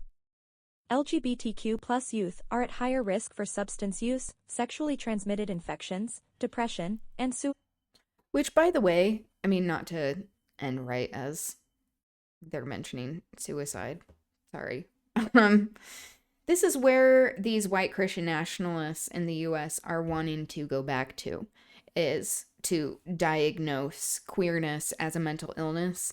They already are using this kind of language, especially with talking about like the leftist lunatics and trans ideology, that it is this indoctrination that happens. And we need to be fighting back against this because the continuing rise in discussion of conversion therapy is extremely concerning for trans people, trans kids, queer people, queer kids. And that is a very dystopian but sadly unfamiliar place that the queer community has been before. So we need to be resisting this. Suicide and receive worse quality of healthcare. The reduced quality of healthcare is due to stigma and lack of awareness and insensitivity to the needs of the LGBTQ+ community. Anti-LGBTQ+ bias has a direct effect on HIV as it discourages individuals from getting treatment for HIV for fear of harassment. 15% of gay and bisexual men have received poor treatment from medical professional due to orientation. 30% of gay and bisexual men are not comfortable talking about sexual behaviors with their provider. Transphobia is on the rise. It is legal to discriminate against someone based on social orientation and gender identity in many states in regard to employment, housing, and public accommodations. Job loss, homeless. This is what systemic marginalization looks like when we have institutionalized the marginalizing policies of dehumanizing people, creating statuses of second-class citizenry, and making it so that people have harder access to basic needs and resources. That is baked into this system that we know as American capitalism and transfers over to the medical system and the healthcare industry because it is an industry. It is not a profession, really, or at least it's not viewed as that anymore. And it also has to do with capital and these people who are involved in pharmaceuticals wanting to push these types of solutions rather than holistic methods that are more derivative from indigenous cultures. And it isn't viewed as an acceptable type of remedy or cure to address a particular condition unless a white person has co-opted it and sold it. So we see how the continuing colonizing mindset, this anti-blackness sentiment, this ableist sentiment, transphobia, that it happens as soon as people walk in the door in medical settings. The receptionists, the people who are in the lobby, the guards that are around, the nurses people interact with, each of these people offer a point that can be accepting and welcoming or a point of trauma and discrimination. So this is one of the many reasons why it's important to have an educated workforce when it comes to the varying needs of queer people, but especially where we have intersectionality and we have people who experience marginalization in multiple ways, that there are more points of possible trauma that they can experience in the medical system and historically have experienced more in the medical system. Lack of healthcare insurance and other potential consequences of bias and discrimination can result in LGBTQ plus people engaging in behaviors that facilitate the spread of HIV, like survival sex work. Data on transgender and gender nonconforming individuals is lacking as many surveys do not collect data on gender identity. Trans women are frequently lumped with gay and bisexual men in clinical research. Trans men are often excluded from clinical trials, leading to one form of PrEP, a medicine that is highly effective for preventing HIV, excluding transgender men and cisgender women as eligible users. While data can be limited, let's look at what we know. One good source of data is the 2015 U.S. Transgender Survey. That's what I mean by trans men often being invisibilized. Transgender people in the United States, with 27,715 respondents. This survey found that transgender people experienced high rates of mistreatment, harassment, and discrimination in almost every aspect of life. The survey also found disparities between transgender people participating in the survey and the U.S. population in relation to employment, poverty, housing, medical care, and supportive family or community environment. These experiences can impact mental health. 39% of survey participants reported experiencing serious psychological distress over the past month, compared to only 5% of the U.S. population.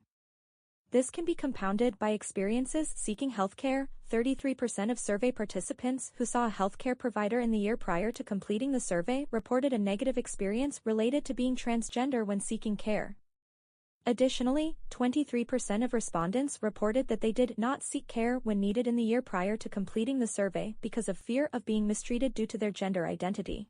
Yep. These disparities are often more severe for transgender people of color than white transgender people. Yes. Transgender people also experience higher rates of violence. Black and Latin American trans women experience the highest rates of physical and sexual assault and murder. Transgender people also face health inequities. Transgender women in certain communities have 49 times the odds of living with HIV than the general population. In 2023, transgender adults and youth have been targeted by transphobic bills being submitted and often passed that limit the rights of trans individuals and even go so far as to force trans individuals into non-consensual medical procedures. Yes.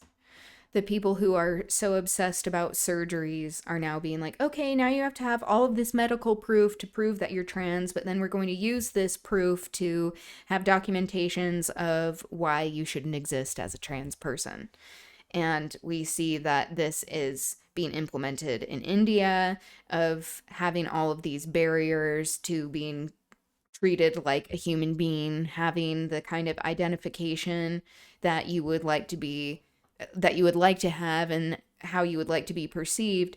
That is a huge barrier for most people because it's deeply classist, where you have to have enough money and access to resources in order to get these kinds of surgeries, and also hopefully have medical providers that aren't going to discriminate against you so you can get them in the first place. But we see how the threatening of cutting programs and funding from hospitals for gender affirming care, it has been effective in scaring the boards of these hospitals in taking away gender affirming care that is life-saving. And they just have had no backbone, and that's really embarrassing for them, because when these court cases come around and when the hospitals actually take legal action and sue the administration against these cuts, they win. We find that they overwhelmingly win these cases, that they have really great grounds for actually establishing this kind of precedent against the administration, and still, we see people being cowardly and capitulating to the administration and cutting these types of services when people desperately need them. And it's very cowardly. Racism is the summation of racial prejudice and structural power. According to Partnership for Collaborative Change, it often manifests as actions, practices, or beliefs that consider individuals to be divided into races based on color of skin that can be ranked as inherently superior or inferior to others, or that members of different races should be treated differently. Racial trauma, or race-based traumatic stress, RBTS, refers to the mental and emotional injury caused by encounters with racial bias and ethnic discrimination, racism, and hate crimes. White supremacy in the U.S. leads to Black, Indigenous, and people of color, BIPOC, being most vulnerable to racial trauma, which can manifest with symptoms similar to PTSD. Unlike PTSD, race-based traumatic stress is not a mental health disorder but instead a mental injury from experiencing racism or living in a racist system. Stressors can be caused by individual discrimination like the increase in anti-Asian racism following the COVID-19 outbreak or by systematic racism like the over-policing of Black individuals leading to overrepresentation in the prison system.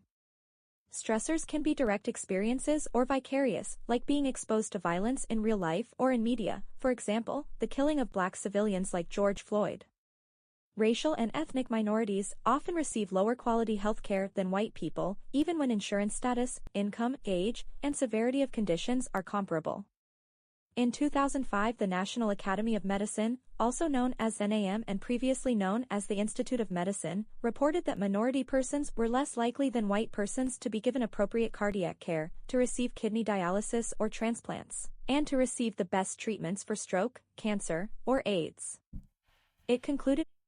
So we see in this example, in the examples that they were showing previously, the systemic examples of like the over policing, how this is built into the medical system, and how we have all of these different people who make up the healthcare world and medical system that we exist in the United States of America. And each of these people, like I mentioned before, can offer either support and understanding and being sensitive to people's needs, or they can be a source of trauma.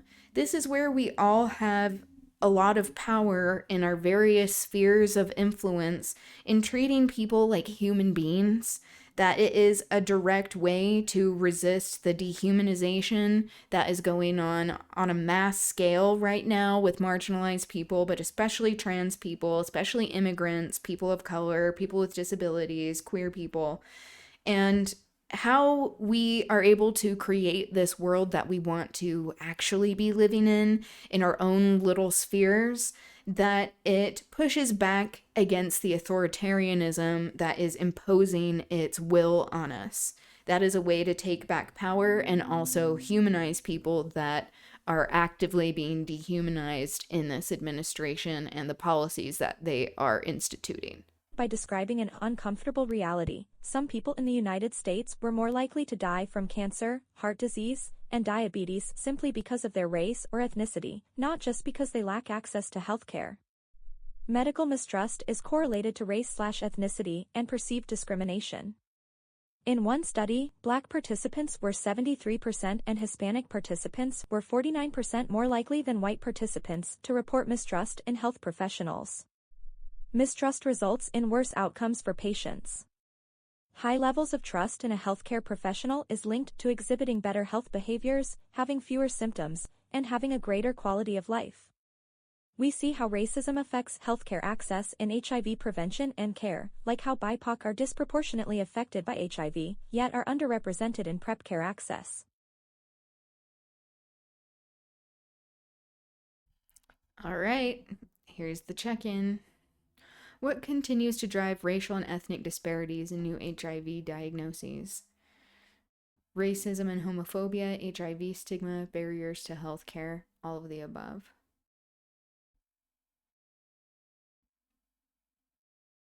Many factors drive racial and ethnic disparities in new HIV diagnoses, including racism, homophobia, HIV stigma, and barriers to care, such as transportation or lack of health insurance.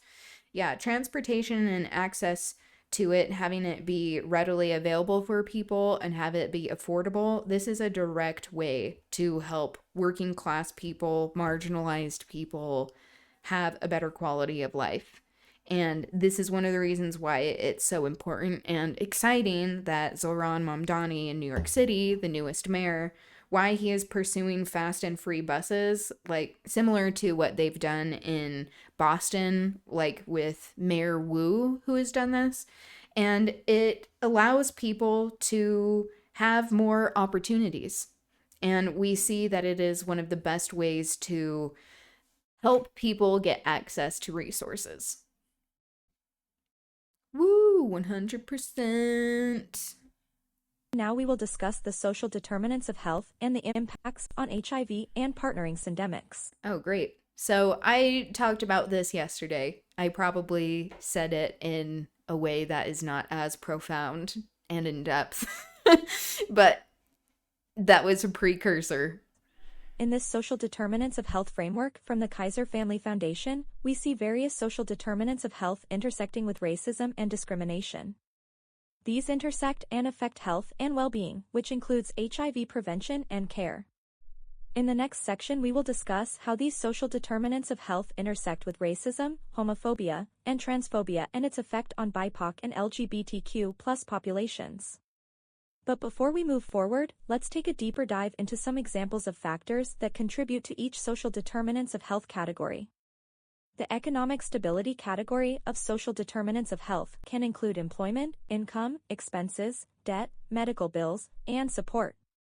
The neighborhood and physical environment category can include housing, transportation, parks, playgrounds, walkability, and zip code/geography. The education category include literacy, language, early childhood education, vocational training, and higher education. Food can encompass food security as well as access to healthy options.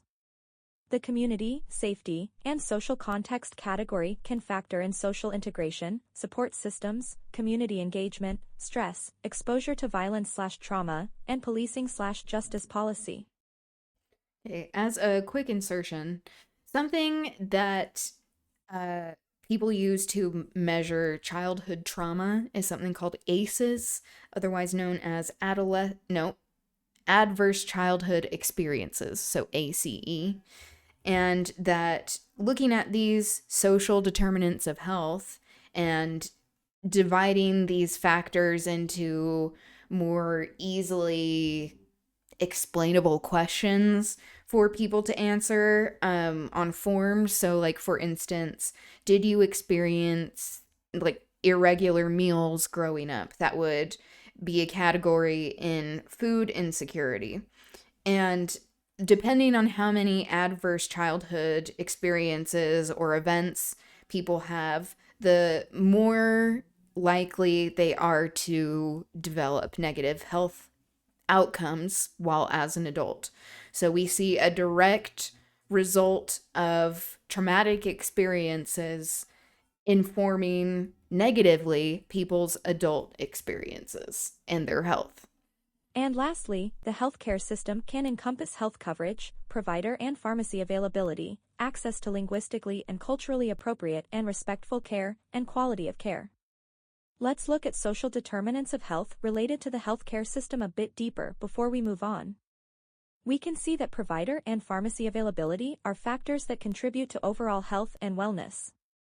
When medical provider or pharmacist availability is low, a person's access to care and treatment regimens is also low, and as a result, the likelihood that they will experience poorer health outcomes is higher. While these connections may seem pretty straightforward, the truth is that many of us still think of health status and health outcomes as a reflection of individual behaviors and choices. And, while that is a part of the story, it isn't the whole story.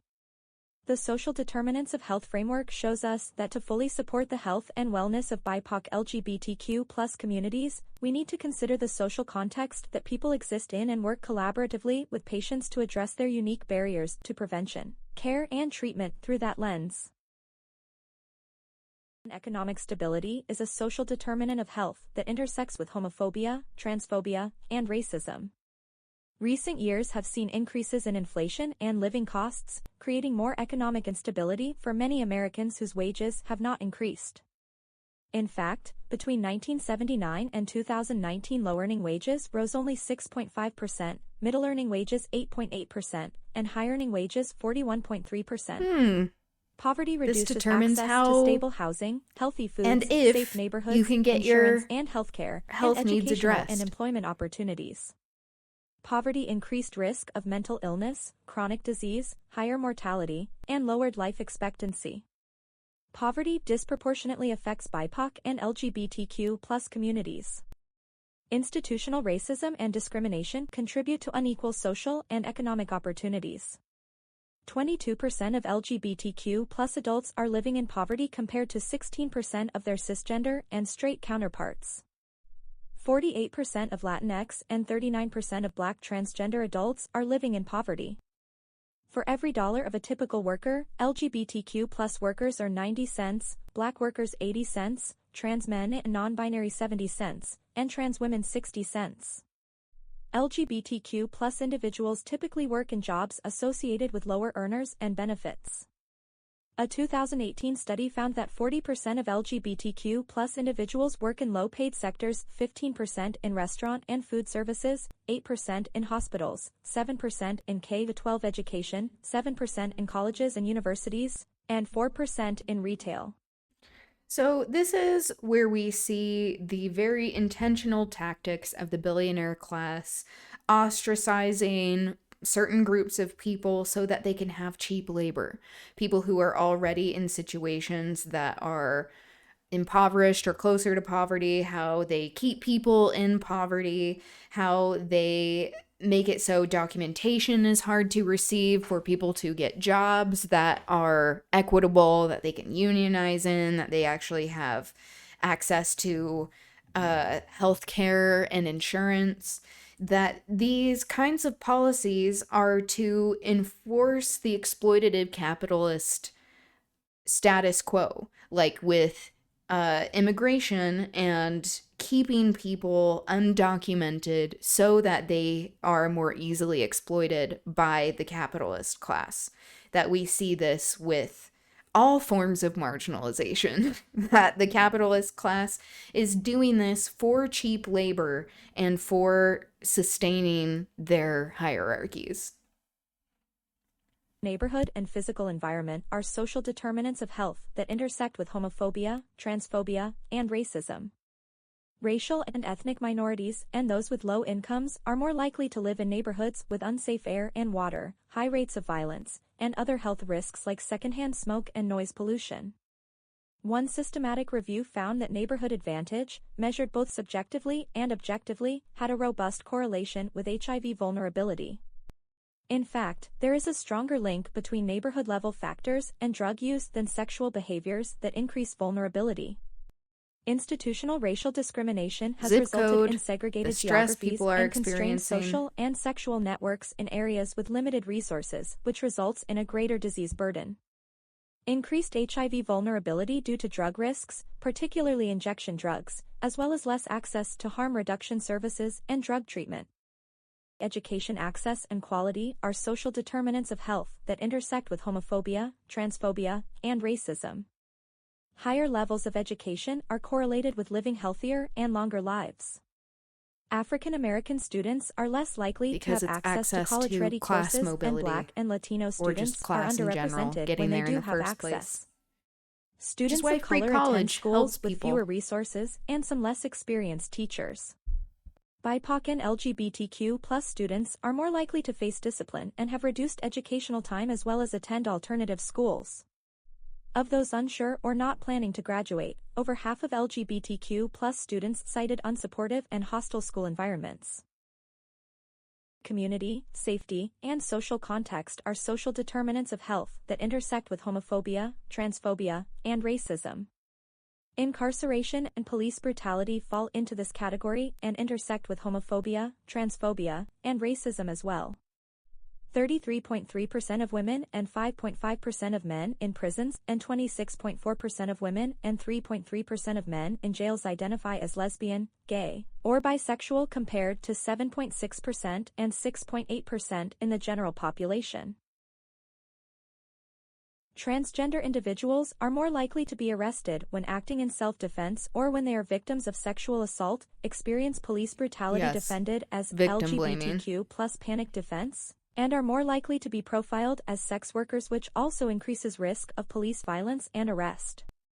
LGBTQ plus individuals in the criminal legal system are at increased risk of sexual assault and harassment from other incarcerated people and staff. Police killings of unarmed Black Americans are responsible for over 50 million additional days of poor mental health per year among Black Americans.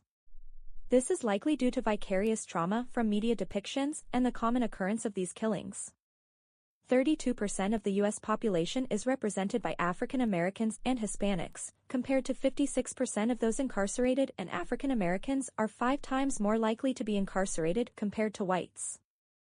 15% of people in jails and 22% of people in prisons report having TB, HCV, HBV, HIV, and other STIs, compared to 5% of the general population. The rate of HIV among people in prisons is 5 times that of general population and is highest among Black people in prisons. The opioid epidemic and substance use fall into this category and intersect with homophobia, transphobia, and racism as well. Drug overdose deaths increased 30% from 2019 to 2020, with 75% of deaths in 2020 involving an opioid. Bloodborne infections has increased during the opioid crisis, including viral hepatitis, HIV, and bacterial and fungal infections. Lesbian, gay, and bisexual adults have almost a 3 times greater risk of opioid use disorder, which can be attributed to minority stress. Black individuals are disproportionately incarcerated for drug-related charges and have higher rates of drug overdose deaths. Black and Hispanic individuals are less likely to receive buprenorphine, an effective treatment for opioid use disorder. Healthcare access and quality are social determinants of health that intersect with homophobia, transphobia, and racism. Healthcare coverage increased in 2019 and 2021, but disparities persisted. The uninsured rate among Hispanic people remained over 2.5 times higher than the rate for white people, and Black people remained 1.5 times more likely to be uninsured than white people. Uninsured rates in states that have not expanded Medicaid are nearly twice as high as rates in expansion states in general. See, again, this is the policy, the systemization of it all, that it leads to real-world effects and is done through legislation or the lack thereof. Uninsured non-elderly Black people are more likely than their white counterparts to fall in the Medicaid coverage gap, because a greater share live in states that have not implemented Medicaid expansion. Health insurance data is limited for LGBTQ plus populations, as the major surveys that assess health insurance coverage do not collect information on sexual orientation and gender identity. Marriage equality expanded coverage via increased opportunities for spousal employer-sponsored insurance. LGBT plus individuals have higher rates of Medicaid coverage, lower rates of Medicare enrollment, and similar marketplace enrollment compared to non-LGBT plus individuals. Black LGBT plus individuals were more likely to be uninsured than Black non-LGBT individuals. LGBT plus individuals are more likely to delay care, less likely to have a usual source of care, and more likely to be concerned about medical bills. Health departments and community-based organizations that offer HIV prevention and care services to individuals who do not or cannot utilize private health care were closed during the pandemic, eliminating access. Yeah, the pandemic had a very devastating effect on access to healthcare. It's time for another discussion question. As you reflect on the information you've heard and your practices, how have you seen the social determinants of health impact your BIPOC and LGBTQ plus clients' health and well-being? Click on the discussion button on the top right corner of the screen to add your thoughts to the discussion space.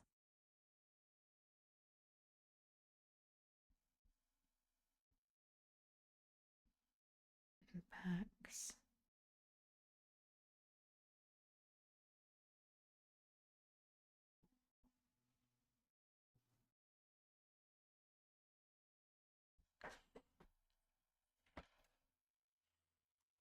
Capitalism creates the conditions.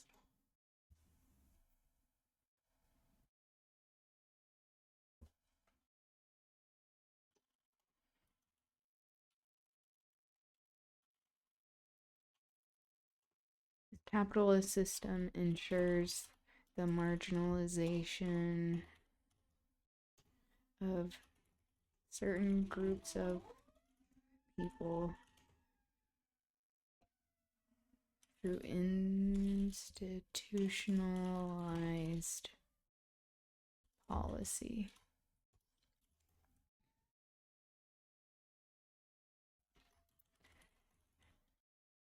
Additionally, it provides a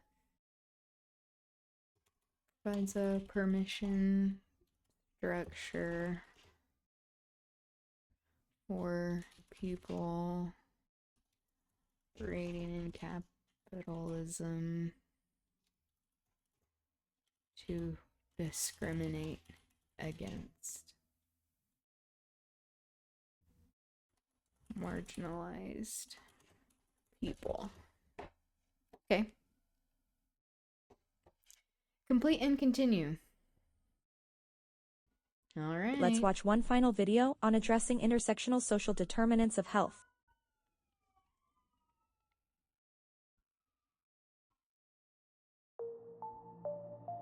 Stigma, lack of access, difficulty with insurance, transphobia, competing priorities like housing, lack of food, or unemployment. I need to step out for a sec. I'll be right back, but I'm going to keep this playing. These are just some of the challenges responsible for current HIV-related health disparities.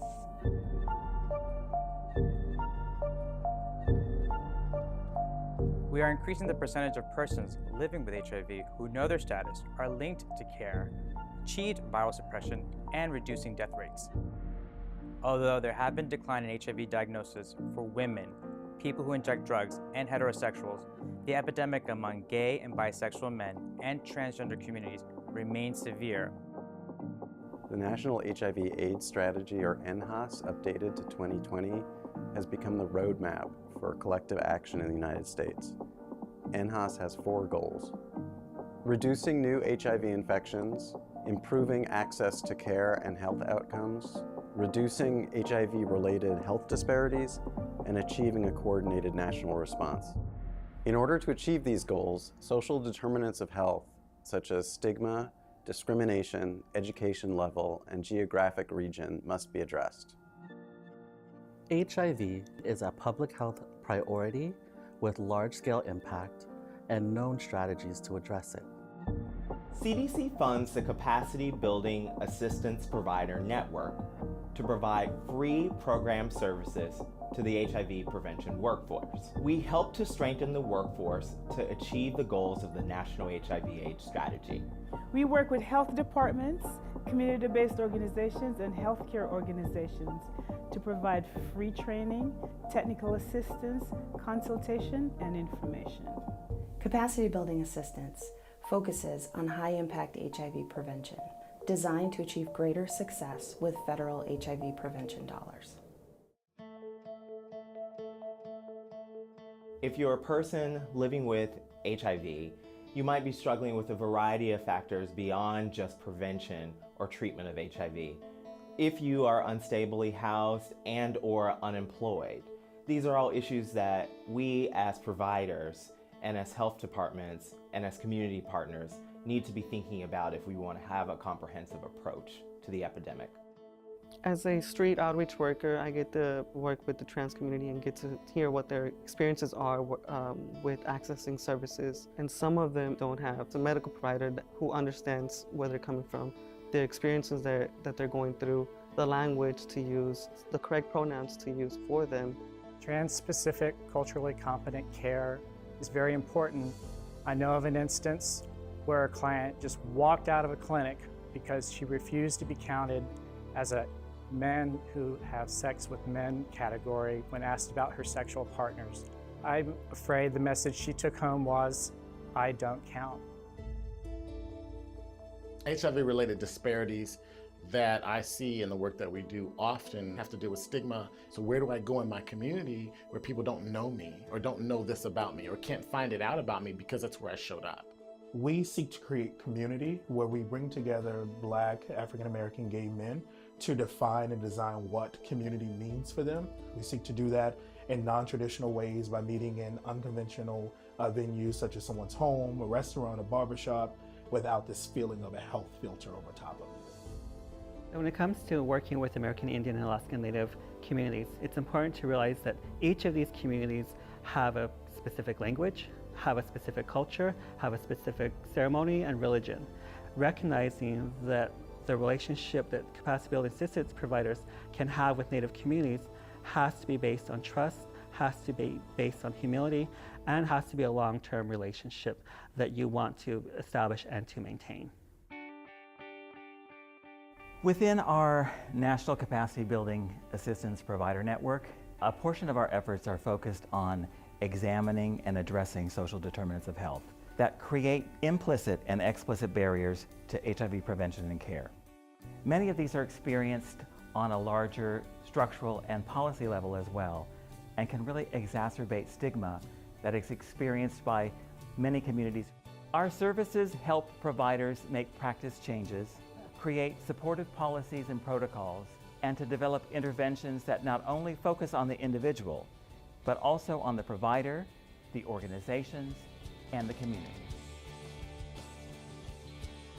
We can help achieve the National HIV/AIDS Strategy goals and reduce HIV-related disparities. The United States will become a place where new HIV infections are rare. When they do occur, every person, regardless of age, gender, race or ethnicity, sexual orientation, gender identity, or socioeconomic circumstance will have unfettered access to high-quality, life-extending care free from stigma and discrimination.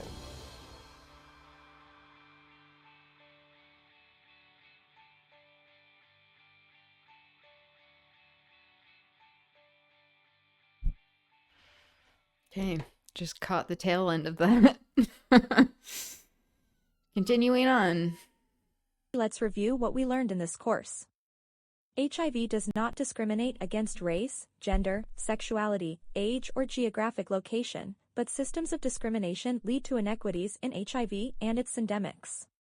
BIPOC and LGBTQ+ populations often face discrimination and systemic inequity across many social determinants of health, as well as face increased rates or worse outcomes from syndemic comorbidities. In the following courses, we will explore ways that providers can help support their LGBTQ+ and BIPOC clients and reduce barriers to care and inequities by educating themselves on cultural humility and competency and meaningfully involving the community. Congratulations on completing the current state of health equity for HIV and syndemics, what you should know. To continue with the next course in the series, please click Complete and Continue at the bottom of your screen. A message will then be displayed in the center of your screen directing you to go to your dashboard. If you have any questions or concerns, please reach out to us at education@aidsunited.org. Remember, if needed, you can also stop here and return to the series at a later time. Okay, go team. Continue. We get the references. See, people citing their sources. That does my heart some good.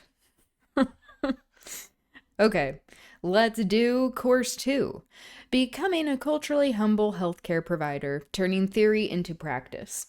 So just to reiterate, this is again specifically built for healthcare workers in the U.S. especially, but this is pertinent for healthcare systems all around the world, let's be honest. And I think it is extremely useful for everyone to learn these things, not just healthcare providers. That is the level of education that is being provided from this amazing course. I love it. Okay. Becoming a culturally humble healthcare provider, turning theory into practice. Welcome back to the Building Equity, Serving LGBTQ plus BIPOC Communities training series brought to you by AIDS United University. This e-learning series is made up of 3 interactive courses, and I will be guiding you through the second course in the series entitled, Becoming a Culturally Humble Healthcare Provider, Turning Theory into Practice. This e-learning series was supported in part by a generous donation from Johnson & Johnson. Johnson & Johnson was not involved in the development, design, or coordination of the course content. AIDS United does not have any additional financial disclosures or conflicts of interest pertaining to the material presented in this course.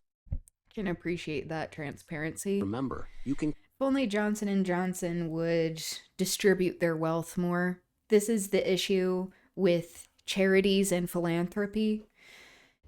The system has made it necessary because it will not provide these sort of programs, services, resources from the government. That there should not be nonprofits or philanthropists that are filling these gaps in society. That the society itself, the mechanisms that make up society through policy and legislation, that these are the things that should be providing the everyday resources that people need to survive, not these stopgaps. And so it is necessary to have these entities available in order to get people's needs met more immediately. But we see how mutual aid steps in as a more equitable way for people to get their needs met, so that there are not these power imbalances, this idea of condescension, especially when it comes from the capitalist class. Because we see that the capitalist class often are the ones who create these types of foundations and entities to maintain the status quo and their own sense of superiority rather than fixing these issues at a systemic level. And we know that Johnson & Johnson is part of the pharmaceutical industry and how they directly benefit from people experiencing health issues if they get to sell more of their medications. So I just have to call that out immediately so we are on the same page about this. I've worked in the nonprofit industry and feel the need to talk about it in an honest manner because this is not the solution. It's us taking back our power and demanding more dignified circumstances for everyone, not just having it be oh, thank you, sir, please, sir, thank you, sir, from the capitalists, because they also get tax write-offs for these things and launder money and use it as a way to evade their taxes and not contribute to the system in a meaningful way. Okay. Complete the 2 parts of this course in one sitting, or you can return to your AIDS United University student dashboard multiple times and pick up where you left off. If you have any questions or run into technical issues while navigating this platform, please don't hesitate to reach out by emailing the AIDS United e-learning team at education@aidsunited.org. Now that we have covered the features of the platform, let's review the purpose and objectives of this course. The purpose of this course is to expand awareness of the core principles of cultural humility and strengthen the ability of healthcare professionals to engage and support BIPOC, or Black, Indigenous, and people of color, LGBTQ+ patients living with and vulnerable to HIV through a culturally humble lens. Our objectives for today are to define culture and why culture matters, expand awareness of the core principles of cultural humility and how they are distinct from cultural competency, describe various types of biases and their impacts as well as how to address those barriers through cultural humility.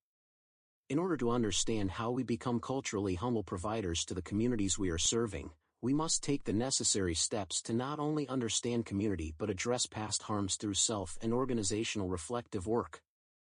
This course will support your understanding around strategies in doing as such.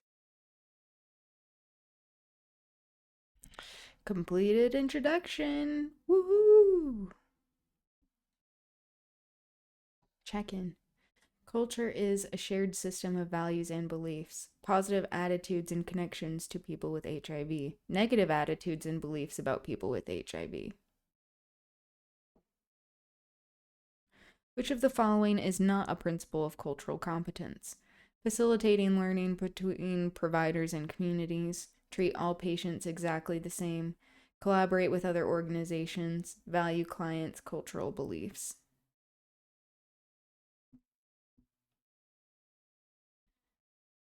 The principle of cultural competence include define culture broadly. 1. Define culture broadly. 2. Value clients' cultural beliefs. 3. Recognize complexity in language interpretation. 4. Facilitate learning between providers and communities. 5. Involve the community in defining and addressing service needs. 6. Collaborate with other agencies. 7. Professionalize staff hiring and training. 8. Institutionalize cultural competence. This is to center people who are being affected by these types of policies and actions and programming, that in order to make it so people are actually not done harm, what doctors claim to abide by, that it requires a change in mindset, not just in certain practices. It is requiring people to be at the center who are being affected, that they can be decision makers and choose, that they have choice, that is the point. Okay, continuing on. As we think about how we operationalize cultural humility, we must understand what it is. Cultural humility is defined as a lifelong learning process which incorporates openness, self-awareness, power balance, and critical self-reflection. Within the healthcare, cultural humility aims to strengthen the ability for providers to achieve mutually beneficial, respectful, and power-balanced partnerships with colleagues and patients. Much like there were principles to cultural competency, there are pillars to practicing and understanding cultural humility. Let's review the 4 pillars of cultural humility. Pillar 1 is a lifelong process of critical self-reflection and self-critique. The idea behind this pillar is that individuals will gain ongoing awareness of and critique their own cultural lens, biases, power, privileges, and identities. This insight is to be used on an ongoing basis to ensure that service delivery is respectful and equitable, thereby avoiding stereotyping, erroneous assumptions, and biased behaviors. Pillar 2 involves redressing the power imbalances in the patient-provider dynamic. This pillar recognizes that people are experts of their own lives. This pillar acknowledges that a client-centered approach is best as clients set their own priorities. The voice of the patient is centered in the client/provider dynamic, thus stripping away power differentials and creating equitable exchanges. It also is addressing the harm that has been done in history through these power imbalances of coerced consent from medical professionals when it comes to research and having access to people's stories and data. That this is a huge issue that has historically been a thing for the medical community and healthcare practices, that there are predatory situations of people being exploited for medical knowledge, like the Tuskegee Institute study that was done by the CIA experimenting on Black people specifically to give them syphilis and then study the progression of the disease. People were not given informed consent as to what this is, that people were not given a full idea of what was going to happen to them and their bodies. This is a very important part of autonomy, why it is necessary to talk about the importance of medical freedom and autonomy in this larger conversation of what autonomy means, because it has been something that has been prohibited to many people. And if we are living in a free and fair society, we should have a say in what happens to our bodies at all times, but especially when it comes to being involved in the medical sphere. That is a deeply personal and important aspect of having freedom over your life and making it so that you're not being taken advantage of, especially by these systems that were built out of discriminatory, predatory practices. Humility is evidenced in providers' intentions to listen and learn. This is also the space where we embed, explore, and acknowledge implicit and unconscious bias with community. We will in the series devote some time to exploring truly what bias is and how to acknowledge it in not only this pillar, but all of our pillars. Pillar 3 involves developing mutually beneficial partnerships with communities on behalf of individuals and defined populations. This pillar recognizes the provider/client relationship occurs within the community's context, which includes its history, politics, economics, etc. Mindful consideration and critique of those contextual elements is important in forming meaningful and equitable partnerships. Additionally, organizations develop policies and ways to center community voices and work in partnership to provide quality services. Pillar 4 is advocating and maintaining institutional accountability that parallels the 3 principles above. The fourth and final pillar of cultural humility recognizes that individual work is important, and institutions must engage in the same work of critical self-reflection and self-critique, mitigating power imbalances and developing mutually beneficial partnerships to transform inequity, discrimination, and biased organizational policies and cultures. Organizations are encouraged to face the mirror, look at their own reflections, and respond with curious inquiry to develop fair, accessible, respectful, inclusive policies and workplace environments. This is just an introduction to an overview of cultural humility. Cultural humility is a multilayered and nuanced framework where ongoing learning and development is encouraged. Before moving further, let's review what we have discussed so far. We have talked about cultural competence and cultural humility within this larger scope of understanding. But in a nutshell, what are the differences, you may ask? To better leverage our takeaways of what these two concepts are, we can equate them to the tool versus how we use it. Cultural competence emphasizes the knowledge of the person in the majority. It is loosely defined as the ability to engage knowledgeably with people across cultures. Cultural humility, however, allows other people to share their own experiences. You may find that culture has no effect on the circumstance or may affect it in a totally unexpected way. It is really understood to be a dynamic and lifelong process focusing on self-reflection and personal critique, acknowledging one's own biases. It recognizes the shifting nature of intersecting identities and encourages ongoing curiosity rather than an endpoint. A culturally aware healthcare system acknowledges the importance of culture, incorporates the assessment of multicultural relations, recognizes the potential impact of cultural differences, expands cultural knowledge, and adapts services to meet culturally unique needs. There are several types of benefits when healthcare organizations are providing care with a culturally humble approach.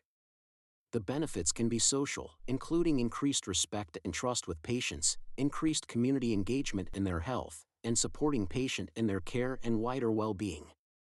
The benefits can also be... Okay, so we need to say the benefits, first off, is just doing the right thing. It's the right thing to do. That should be enough of a reason for us to engage in this. Yes. Okay, now that that's clear. From the cynical perspective of it being beneficial in other ways, there are extensive examples showing that everyone benefits when there is a more inclusive, caring, culturally competent environment. That this isn't just for going into medical spaces, healthcare spaces, by the way, just larger spaces in general. That when there are approaches that are inclusive, that make people feel like human beings, and that they have their own specific needs be able to be addressed in the ways that they need, that everyone benefits. Everyone benefits.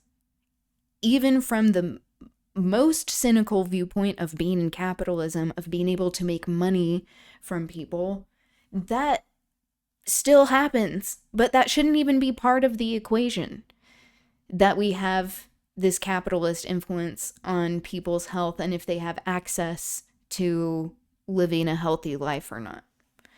And that if they do have access to living a healthy life to these systems, that these systems won't be working in a way through the personal biases and practices of the people that are running them, and that the systems that are already inherently very bigoted and propelling forward this idea of eugenics and ethnic superiority, that, and ableism especially, that we need to constantly be looking at practices to see if they're appropriate and checking in, that is part of continuing the cultural competence. Health-related, Okay, including I'll shut up increasing now. preventative care and reducing disparities, errors, and missed appointments. There are also business benefits, including increasing efficiencies, creating cost savings, and increasing organizational reach, and incorporating diverse perspectives into the decision-making process. Ultimately, cultural humility is an essential means to reduce racial and ethnic health disparities and improve equity of care. Becoming a more culturally aware healthcare organization can improve social responsibility, as well as patient outcomes. The Healthcare Equality Index, for example, is often used by LGBTQ patients and their families to find hospitals and health systems providing equitable and inclusive care. Those who participate demonstrate a public commitment to LGBTQ patient care and enjoy the benefits of enhanced patient satisfaction ratings. As we reviewed the definitions of cultural competence and humility, what stands out to you? How do you see both cultural competence and humility show up in your work? Click on the discussion button on the top right corner of the screen to add your thoughts to the discussion space. Once you add your thoughts to the discussion thread, click on the Continue button below to move into the next segment.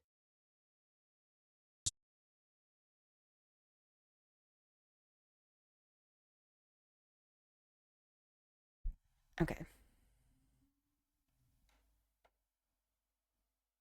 What? There we go. 9 discussions.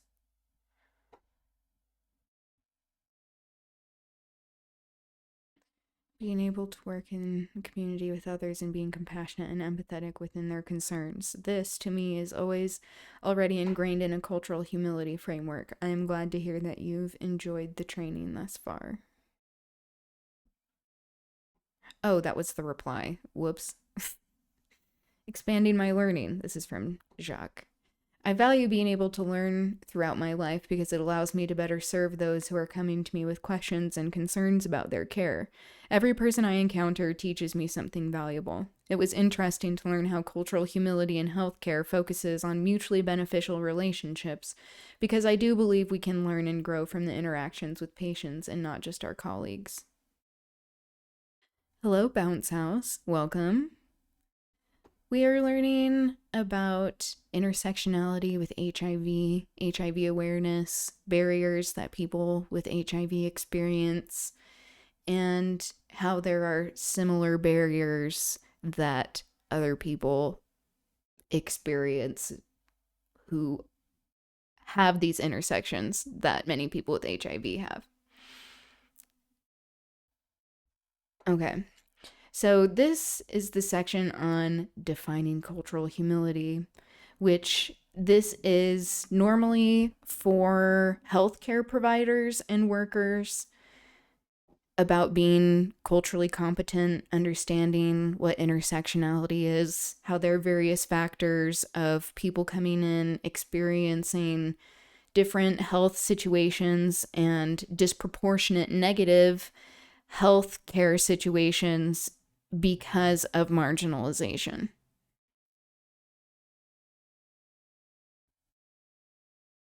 Okay.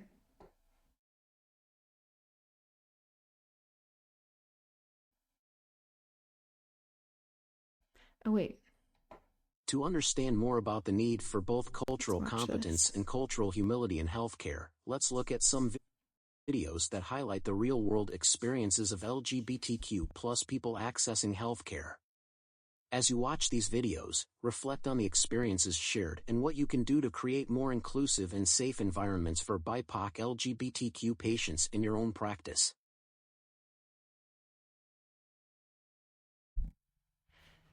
All right. Will do, sir. Real world perspectives from LGBTQ plus communities.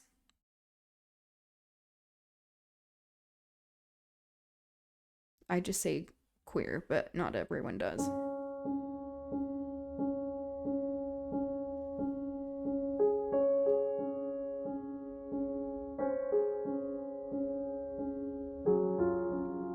Are you a healthcare worker, or did you just find this series helpful?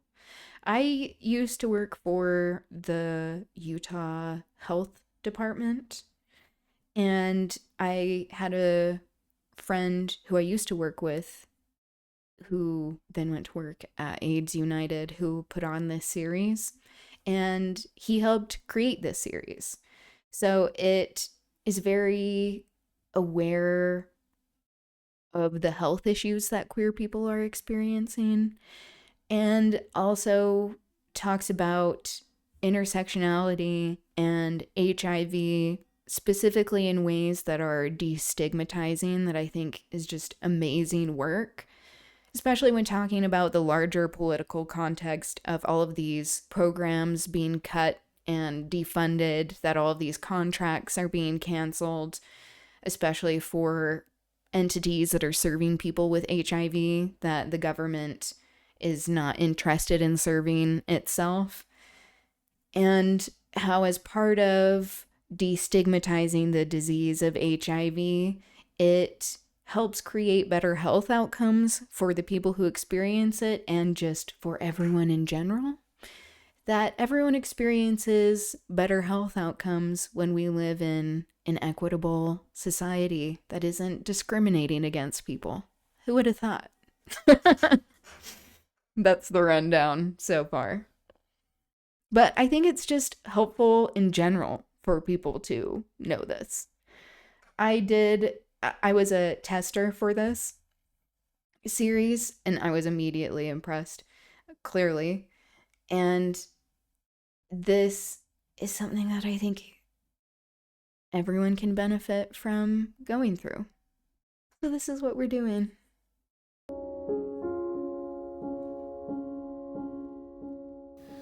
A few years ago, I was diagnosed with polycystic ovary syndrome, and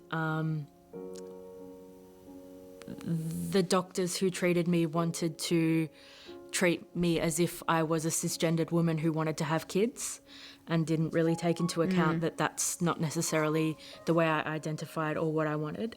Early on, after coming out, I had a negative experience, actually during my first pap smear. In the middle of it, started asking me questions about my sexuality, and then giving me quite a lecture about morals and about what was right and wrong to do with sex, and about letting down my parents, all in the middle of the procedure, which was a really sort of traumatic experience. Yeah, that's Just after I horrible. was received my positive diagnosis for HIV, I sought the services of a clinic in Melbourne. Basically, the assumption was made that I was just looking for a good night, and basically made the choice of having unprotected sex, when actually the case was I was sexually assaulted, and that's how I contracted HIV. When I came out, I had a lot of issues with my family and them accepting that, which led to a few years being estranged with my mother in particular. And to rebuild that relationship, we had a few mediated sessions with a therapist, and those sessions became about how I'd left my mother in the dark and how I'd done wrong by her. I ended up in an adult psychiatric ward where the doctors all refused to acknowledge me as trans and used the wrong pronouns, like, deliberately. I've never had a good experience in healthcare.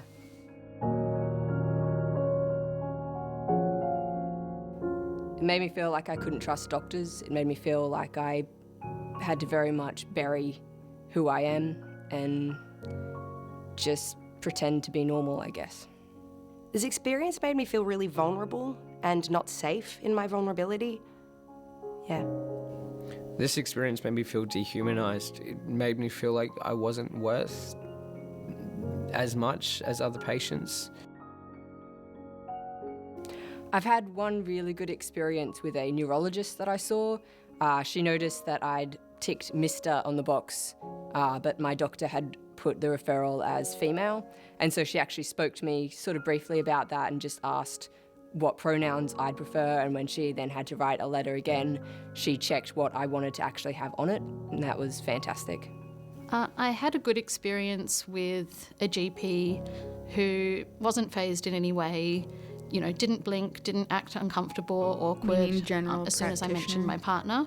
And from the beginning, I felt that she understood that I was in a same-sex relationship, that it wasn't particularly relevant to the issue that I'd come there for, but if it did come up, it was something that could come up very easily and comfortably. Come across a dental practice and they're really caring. They know I have HIV, and they're just very gentle and very considerate.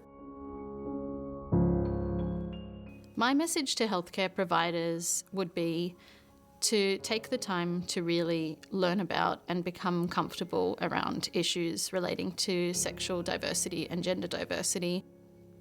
If it's out there and we know that people are actually investigating and finding the information and they actually understand, that shows that understanding of that, we can actually stop being so prejudiced ourselves and maybe try to find that help.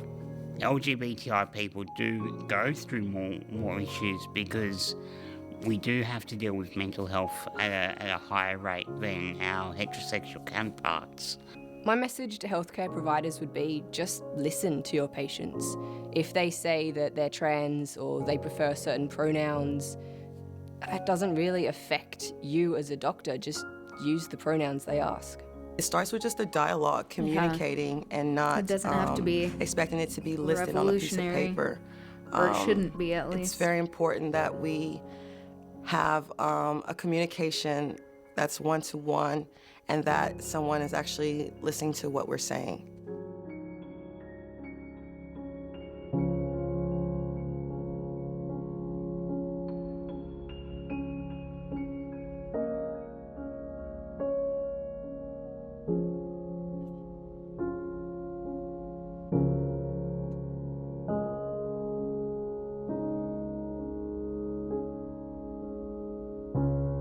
Yeah, this can be a barrier for people getting healthcare.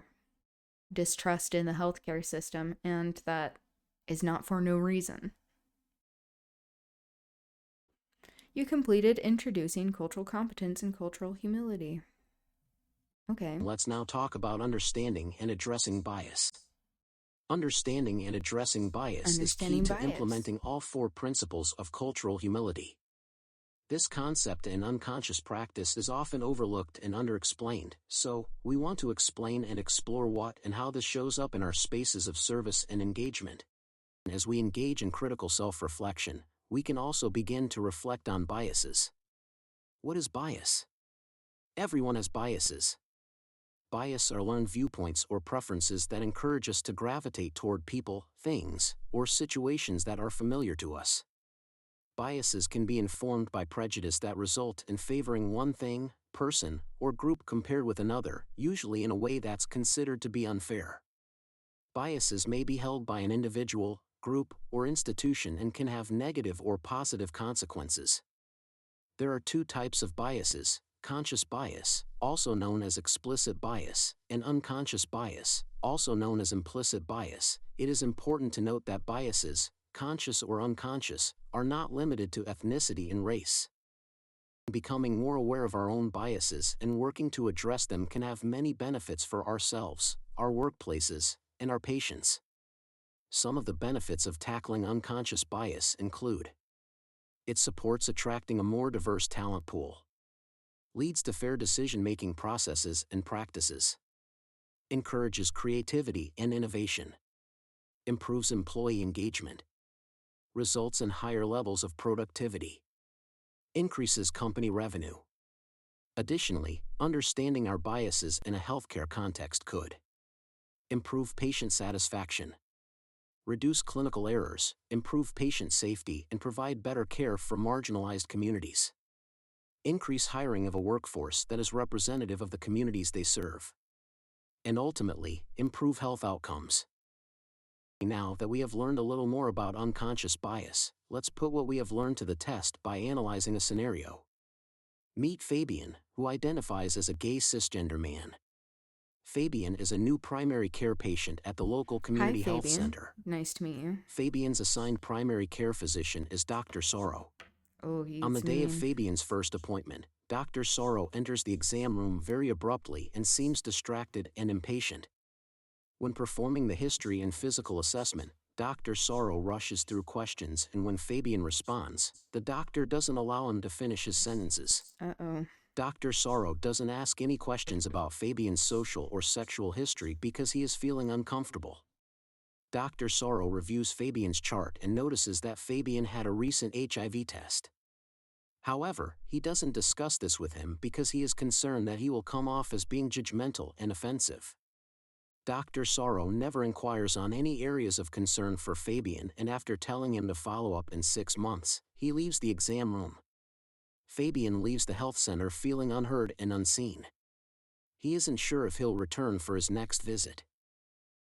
Click on the discussion button on the top right of the screen to share your thoughts on the biases that you see in this interaction.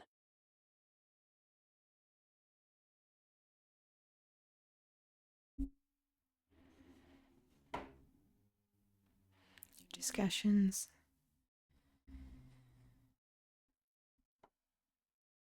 In reflecting on the situation, it raises questions about Dr. Soros's awareness of his own biases. He seems so focused on his own discomfort that he overlooked the patient's concerns and the purpose of their visit. My previous role as a medical social worker at a federally qualified health center, FQHC, I encountered a doctor who was an older cisgender heterosexual male. His views appeared to be consistent with the prevailing attitudes of his generation, particularly the don't ask, don't tell mentality. When he met with patients who received new diagnoses of conditions such as HIV, syphilis, or other sexually transmitted infections, STIs, he often avoided directly addressing the diagnosis, making it just like all about them. Consequently, patients would leave appointments without a clear understanding of their condition or the necessary treatment. So, doing your job. Okay? In response to this issue, a charge nurse and I made the decision to obtain condoms from a local AIDS service organization, ASO, and address the patients directly. We aim to provide information and support in a patient-centered, gender-affirming, and culturally competent manner. Bounce house, what the fuck? Yeah, exactly. In the scenario with Fabian, we saw that Dr. Sorrow did not make a judgmental or offensive comment. However, his tone of voice and body language communicated discomfort. Do we not get captions on this one? Discussing Fabian's sexuality. Moreover, by avoiding a discussion of social, family, or sexual history, the doctor was unable to assess Fabian's need for risk reduction counseling, care, or supportive services about HIV, STIs, or other health concerns. As you may have experienced with the scenario, it is often easier to spot the biases of others than it is to spot our own biases. A key component of cultural humility is active curiosity. Curiosity about the people around us, and curiosity about ourselves. This form of critical self-reflection helps us to better understand when our behaviors exhibit an unconscious bias.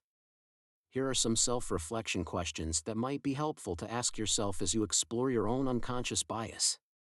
What are some commonly held beliefs you have about cultures different from your own? Where do these beliefs stem from? How do the beliefs serve you? What costs may arise from maintaining these beliefs? What do you need to do to increase your awareness while at work? What do you need to hold yourself accountable to continuous learning and reflection within the work environment? You completed Understanding Bias. Okay. As you may recall, the first principle of cultural humility encourages awareness building at the individual level. Specifically, this principle focuses on embracing a continuous, or lifelong, process of critical self-reflection and self-critique. A key element of this principle is mindfulness. Mindfulness is the act of being fully present and aware of where we are and of who we are. Understanding that connection of who we are, what we do, and why we do it brings us one step closer to being a culturally humble healthcare professional. It is important to note that the purpose of critical self-reflection and self-critique is not to tear yourself down. Instead, it is about being honest with yourself about how assumptions or prejudices may influence how we relate to others. It also helps us to better understand our blind spots, or unconscious biases. Think back to our definition of culture. Culture is created by the interactions of our social behaviors, values, language, religion, geography, and other factors.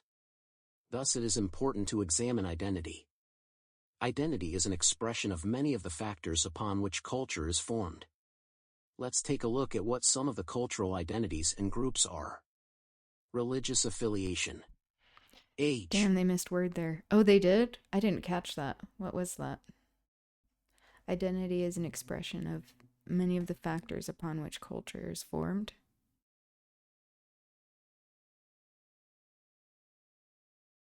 Which one is it? How relate. Oh, instead of how you relate. Oh, okay. Got you.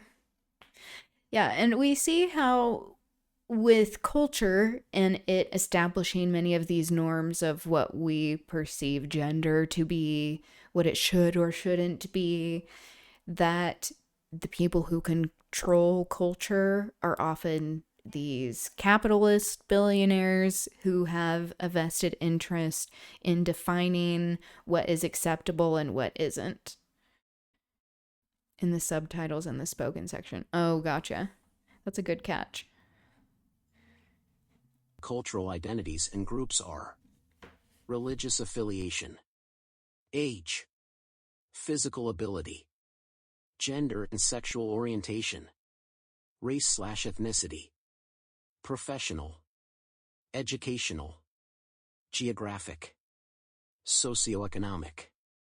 Formed by social circumstance, such as people who are unstably housed, previously incarcerated, or veterans. Substance use history. Special interest, such as sports, arts, music.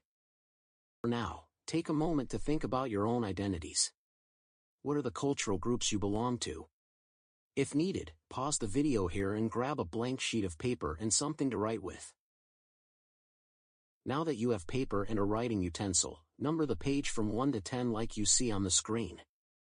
Then, jot down the 10 cultural identities that you think about at least once a month. Consider the identities that are visible as well as the ones that are important to you but may not be known to people outside of those you trust. My cultural identities. Do you volunteer? Were you in the military? Pause the video here to take as much time as you need to jot down your 10 identities.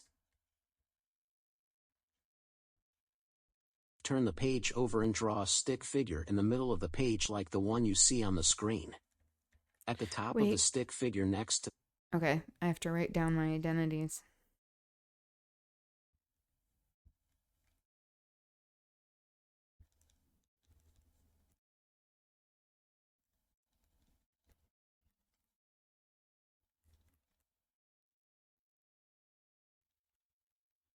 I have 6 so far.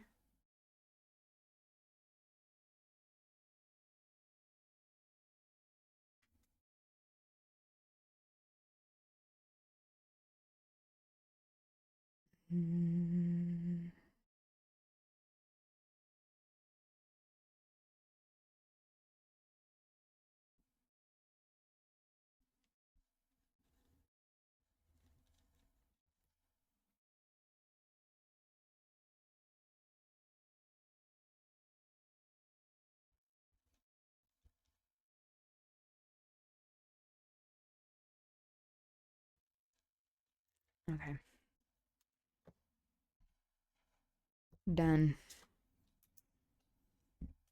Now I have to draw this guy. The head, or circle, right cultural identity, on the bottom left side right cultural belief, and on the bottom right side of the figure right workplace behavior.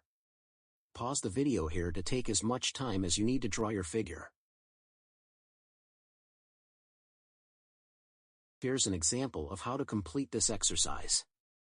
Let's look at Samir. Samir identified oldest child as one of his cultural identities in the first part of this exercise. The cultural belief that he connected to that identity is the belief that it is his responsibility to step in and take care of others and be a positive example for his younger siblings. In the workplace, Samir indicated that the belief or value that he holds can sometimes show up as being an advocate for his teammates. However, as other times it can show up as over-inserting or over-investing himself in the needs and problems of his coworkers. It can also look like him pushing his solutions and his desire for perfectionism onto others even when it is not warranted. As the oldest child in his family structure, Samir has always had to take care of others, and his behavior in response to this belief is one this is expected and familiar among his friends and family. However, in the workplace where this behavior is not always required of him, these actions may be perceived and received negatively by colleagues. Now it's your turn. Place one of the cultural identities that you circled in the head of your stick figure. Next, think about the beliefs or values associated with that identity that are meaningful to you and place those thoughts under the cultural beliefs section. Those beliefs can be ones that were taught to you by your family, they could be social or community-driven norms and beliefs that you have always held, or they could be beliefs that are connected to your role or position as a healthcare provider. We won't be asking you to share any of this information, so feel free to be as honest and truthful as you can be in your response. Lastly, think about how you act out or demonstrate those beliefs or values. How does it show up in your interactions with colleagues and patients? Does your behavior align with the culture of your organization? Place those thoughts under the workplace behavior section. Feel free to pause the video to take as much time as you need to complete this personal reflection exercise.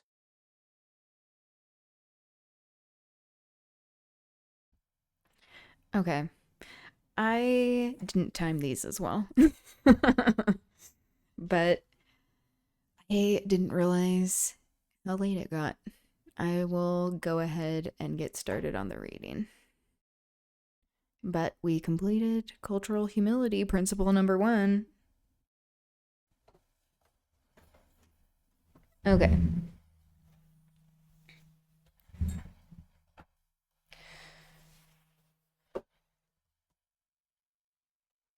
So getting into Wuthering Heights. We're going to be done with the book soon. I actually got a few options to list off of possible books we read next. Tell me what you think of these. Moby Dick, The Souls of Black Folk, Wizard of Oz, Siddhartha, Count of Monte Cristo, Agnes Grey. Someone brought that up the other day. Agnes Grey is the book of Anne Bronte, who is Emily Bronte's younger sister. The House Behind the Cedars, and The Bell Jar. I heard recently that, like, younger people are talking more about Sylvia Plath, and I find that to be interesting. Thank you. These are my opera gloves that I use to read with. Because I have very sweaty hands, and it means that I ruin some of my books. So let's fix the problem in the most extra way possible. That's my solution.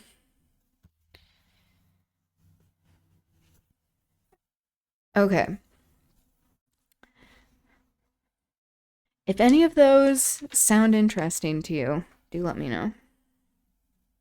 Oh, the Sylvia Plath thing.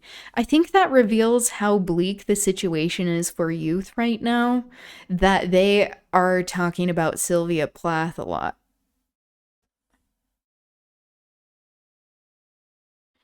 I meant sweet gloves, but accidentally spelled it sweat gloves. I understood that and was like, well, just so you know, you aren't wrong. See, you knew what was happening. there was synergy. I shouldn't be saying words like that. Anyway. In the previous chapter of Wuthering Heights, Mr. Lockwood is back to being the narrator, so Nellie, or Mrs. Dean, she's done with retelling the history of Wuthering Heights and Thrushcross Grange and their inhabitants, and the current residents especially. So Mr. Lockwood was able to see these interactions between the characters with more of a clear-eyed perspective because he understands their history. And he went to announce to Heathcliff that he doesn't want to stay there anymore as the tenant. And Heathcliff is like, oh, so you don't want to be a castaway or like banished from society anymore? Because Mr. Lockwood is an upper class, uppity kind of person. And it's like, yeah, he doesn't want to be there anymore because he does not understand the culture. He's like, all of you are toxic, which they kind of are, but also he is toxic as well. And he is just constantly causing problems. Anyway, this is him continuing to narrate. 1802. This September, I was invited to devastate the moors of a friend. Devastate? What does that mean? Is this like a legal term for something?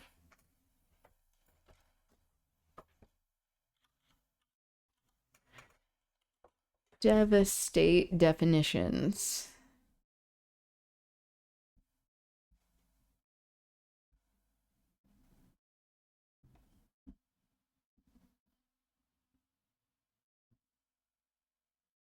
What? To bring to ruin or desolation by violent action. To reduce to chaos, disorder, or helplessness. Synonyms of devastate. Destroy. Overrun. Eradicate. So, okay. I thought that was going to be more of a legal term with the way it was used.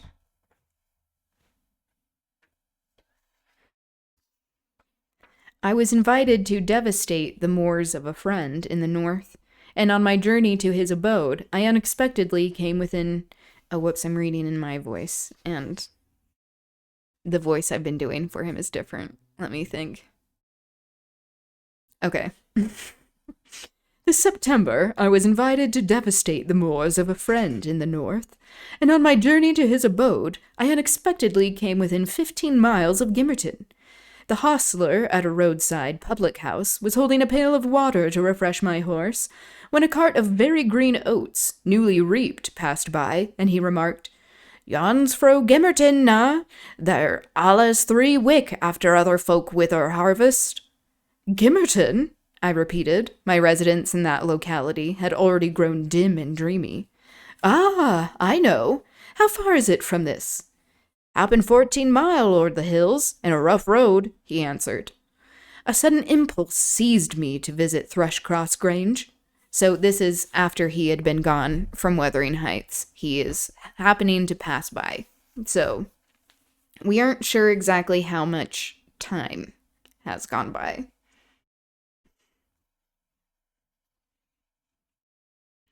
Okay.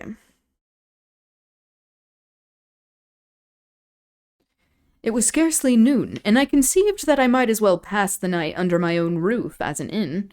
Besides, I could spare a day easily to arrange matters with my landlord, and thus save myself the trouble of invading the neighborhood again. Having rested a while, so this is while he's still paying out the lease for it, so he technically still has access to the property, but he's not living there. But he's wanting to stay there for the night. Having rested a while, I directed my servant to inquire the way to the village, and with great fatigue to our beasts, we managed the distance in some 3 hours. I left him there, and proceeded down the valley alone. The grey church looked greyer, and the lonely churchyard lonelier. I distinguished a moor sheep cropping in the short turf on the graves. It was sweet, warm weather, too warm for travelling, but the heat did not hinder me from enjoying the delightful scenery above and below. Had I seen it nearer August, I'm sure it would have tempted me to waste a month among its solitudes. If I can turn the page.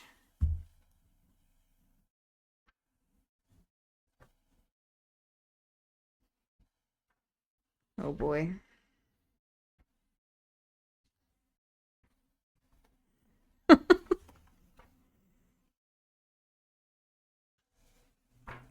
Okay, I'm gonna have to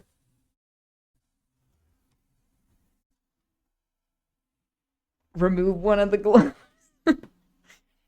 God, I cannot imagine paying for somewhere I'm not living. I know. This is class. This is upper class shit. Where he's like, this is my winter home, and I'm going to go to the summer home in the summer. That's like, shut up. What kind of life is that?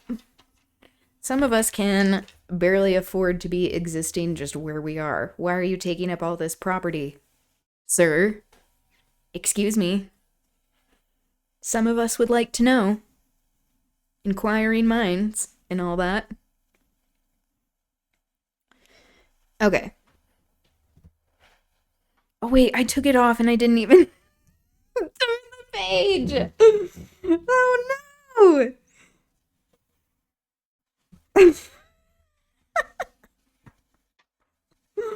Why did I do that? I was just getting too caught up in the bit. Okay. Oh, and I did it with the glove. All right. Chaos.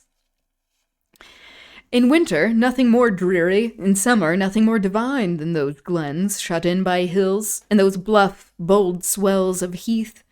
I reached the Grange before sunset and knocked for admittance, but the family had retreated into the back premises. I judged by one thin blue wreath curling from the kitchen chimney, and they did not hear. I rode into the court. Under the porch, a girl of 9 or 10 sat knitting, and an old woman reclined on the horse steps, smoking a meditative pipe. "Is Mrs. Dean within?" I demanded of the dame. "Mistress Dean? Nay," she answered.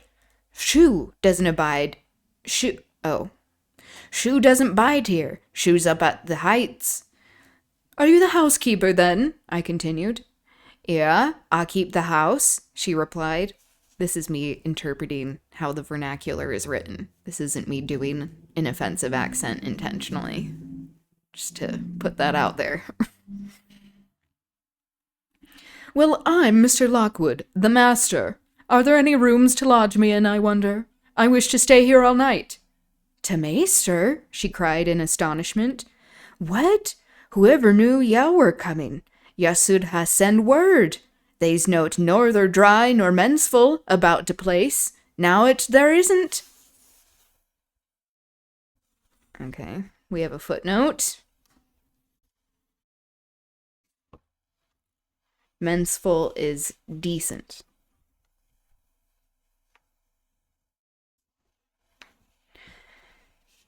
Okay. She threw down her pipe and bustled in. The girl followed, and I entered too, soon perceiving that her report was true, and, moreover, that I had almost upset her wits by my unwelcome apparition. I bid her be composed. I would go out for a walk, and meantime she must try to prepare a corner of a sitting-room for me to sup in, and a bedroom to sleep in.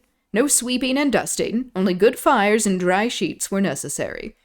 She seemed willing to do her best, though she thrust the hearth-brush into the grate in mistake for the poker, and malappropriated several articles of her craft. But I retired, confiding in her energy for a resting place against my return. It's like she's nervous because she didn't know her boss was coming, and now all of a sudden he's there expecting things to be ready. I bid her be composed. Yeah. It's like, okay, you dumbass. Like, stop being so classist. But That's why I have him talk in the voice that I do. That's me imposing the class in there. Okay.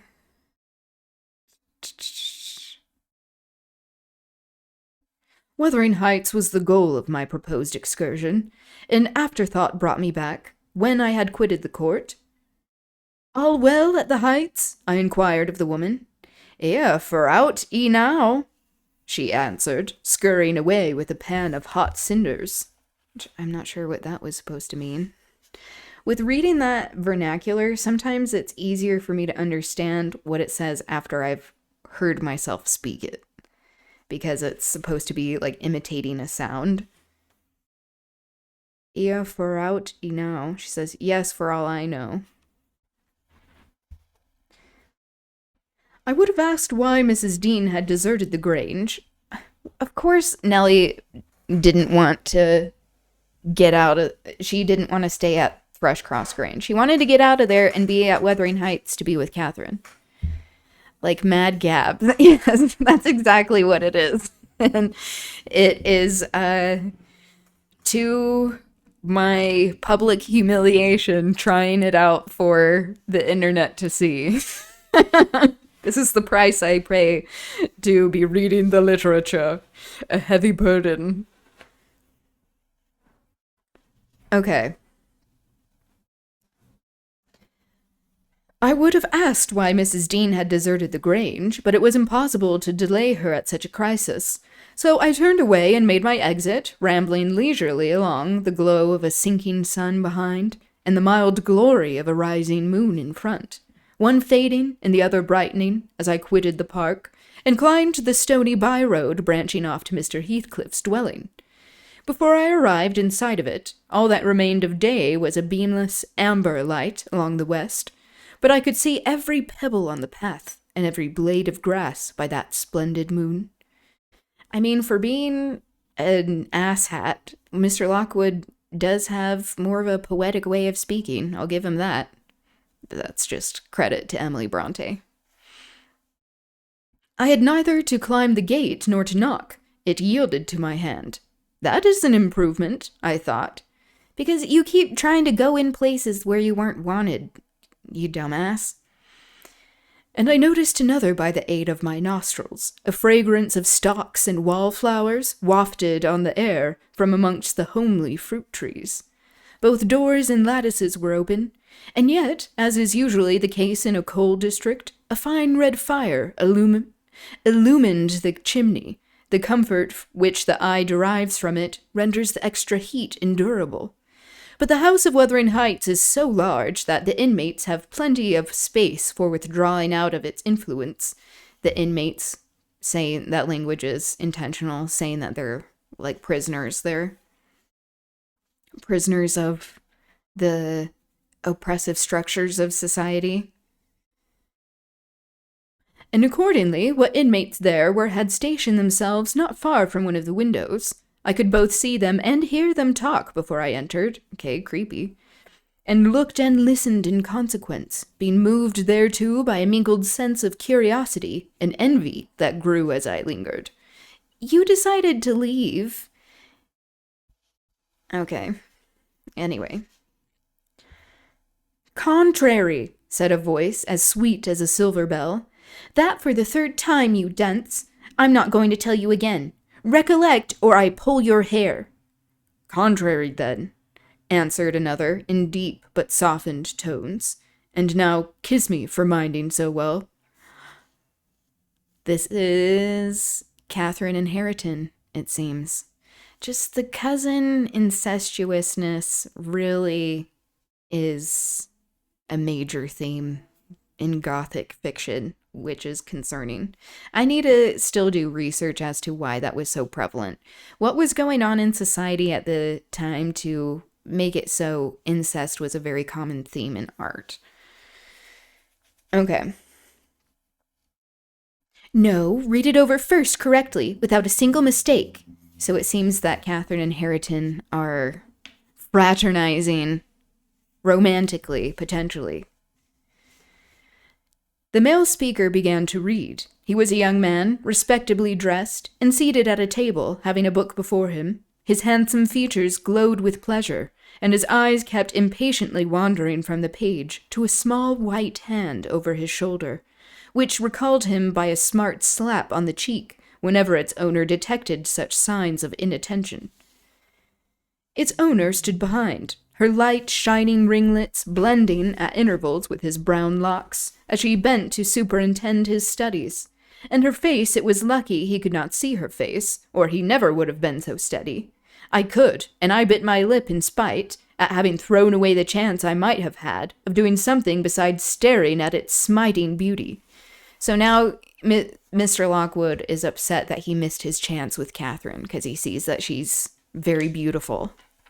And it seems like they are getting along despite her being an asshole to Harriton, that she's showing some affection towards him, teaching him how to read. Just recreating the same situation of Heathcliff and Catherine. We see this intergenerational trauma being passed down through these love affairs. Okay. The task was done, not free from further blunders, but the pupil claimed a reward and received at least 5 kisses, which, however, he generously returned. Okay, so they're involved. Then they came to the door, and from their conversation, I judged they were about to issue out and have a walk on the moors. But the main difference here is that even though there is this supposed class difference that isn't real, it's just been imposed by Heathcliff on Harriton, that Juniper. Oh, I hear her meowing. Dee, come here.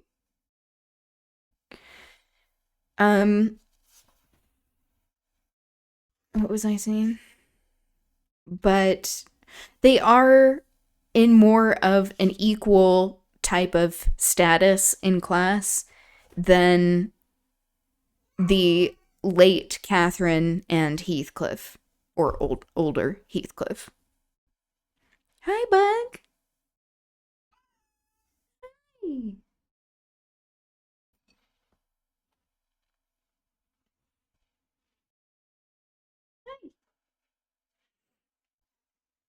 Okay.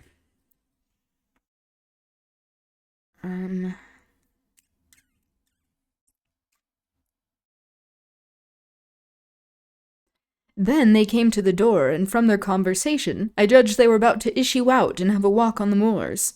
I supposed I should be condemned in Harriton Earnshaw's heart, if not by his mouth, to the lowest pit in the infernal regions, if I showed my unfortunate person in his neighborhood then.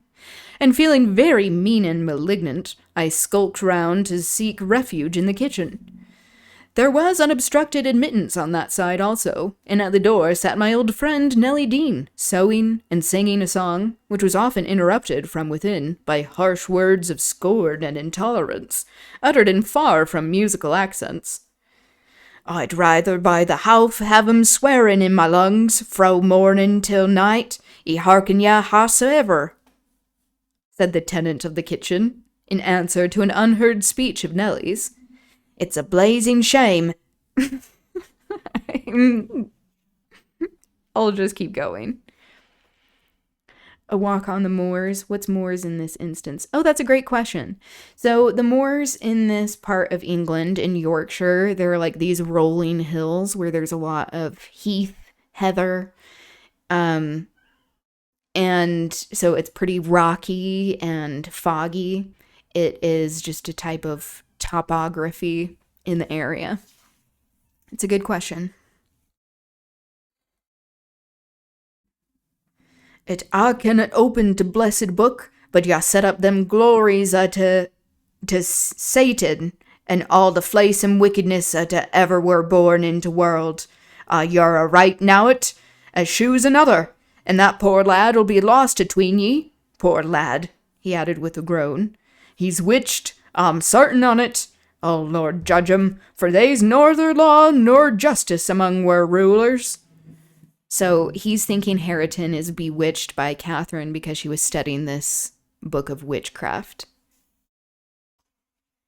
Like where Luke secluded himself in Star Wars. Kinda. Maybe not as hilly. I love that reference. No, or we should be sitting in flaming faggots, I suppose. That means like a bundle of sticks like that you're burning. This is what Nellie is saying, not the slur. But wisht, old man, and read your Bible like a Christian, and never mind me. This is Fairy Annie's wedding. A bonny tune, it goes to a dance. Mrs. Dean was about to recommence when I advanced, and recognizing me directly, she jumped to her feet, crying, "Why, bless you, Mr. Lockwood! How could you think of returning in this way? All's shut up at Thrushcross Grange. You should have given us notice."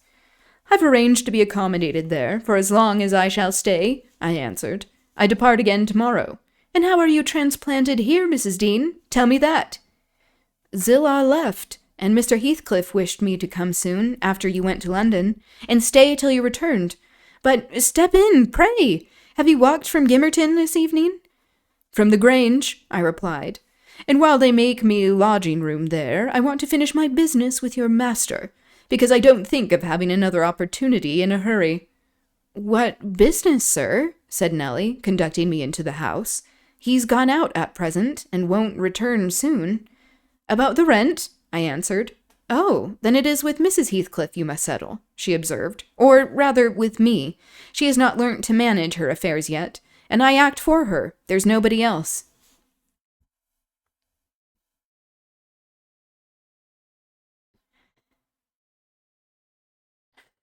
I'm allowing your comment. "He didn't walk, he had a fucking horse. Goddamn these MFers taking credit for the horse walking now too. True.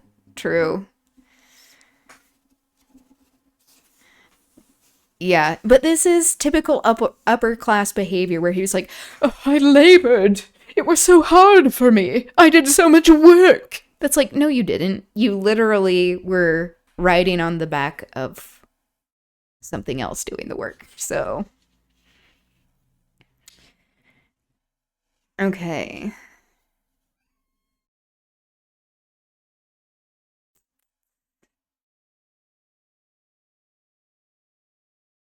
So we also see that Nellie is having more of a managerial role, which is arguably an elevation in her class, having more responsibility and ownership of the duties of what it means to run the household without actually owning the property. Big distinction. Still. Okay. I looked surprised. "Ah, you have not heard of Heathcliff's death, I see," she continued. "So I guess he died." "Heathcliff dead?" I exclaimed, astonished. "How long ago?" 3 months since. But sit down and let me take your hat, and I'll tell you about it." "Stop, you have had nothing to eat, have you?" "I want nothing. I have ordered supper at home." "You sit down too. I never dreamt of his dying. Let me hear how it came to pass. You say you don't expect them back for some time, the young people?" "No, I have to scold them every evening for their late rambles, but they don't care for me." So we see that now they're able to actually have a more fulfilling life together once their oppressor is gone. That his death led to Catherine being more empowered, quite literally, with having ownership of the estate.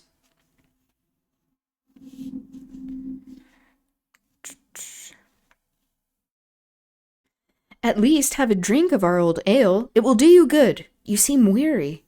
She hastened to fetch it before I could refuse, and I heard Joseph asking whether it weren't a crying scandal that she should have fellies at her time of life, and then get them jocks out of de maester's cellar.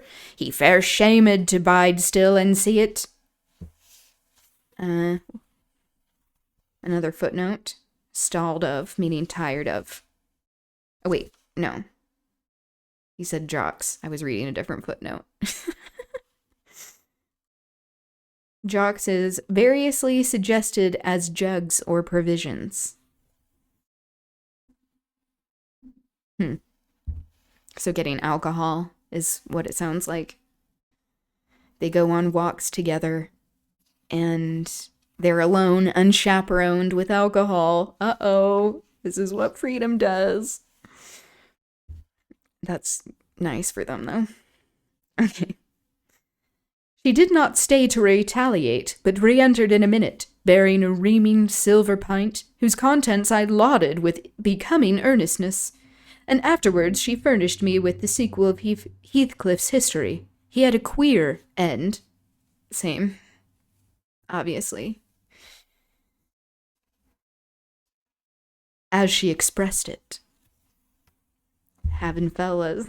Yeah, exactly. Okay. I'm gonna have to end it there, but we will finish chapter 18. All right. Tomorrow, I'm going to finish the courses so the course that I started today, and then the last one, and then go over Culture Corner, talk about things in culture that I'm excited about, things that I'll rant about. If there's anything that you're excited about, then share it with me. You can always join the Discord, drop it in the chat, drop it in one of those channels, or just join tomorrow and provide suggestions if you're interested. Heathcliff. Yeah, R.I.P. Heathcliff. Yeah, I really wish in this latest adaptation of the movie that they had cast a person of color, that they could have done some interesting commentaries on race and class and societal structures that are oppressive, but instead it just was this kind of juvenile, Eurocentric, sadomasochist fever dream. But the sadomasochism didn't reveal these larger constructs of non-consensual domination and oppression that are more interesting, that were being imposed by society. That's my hot take.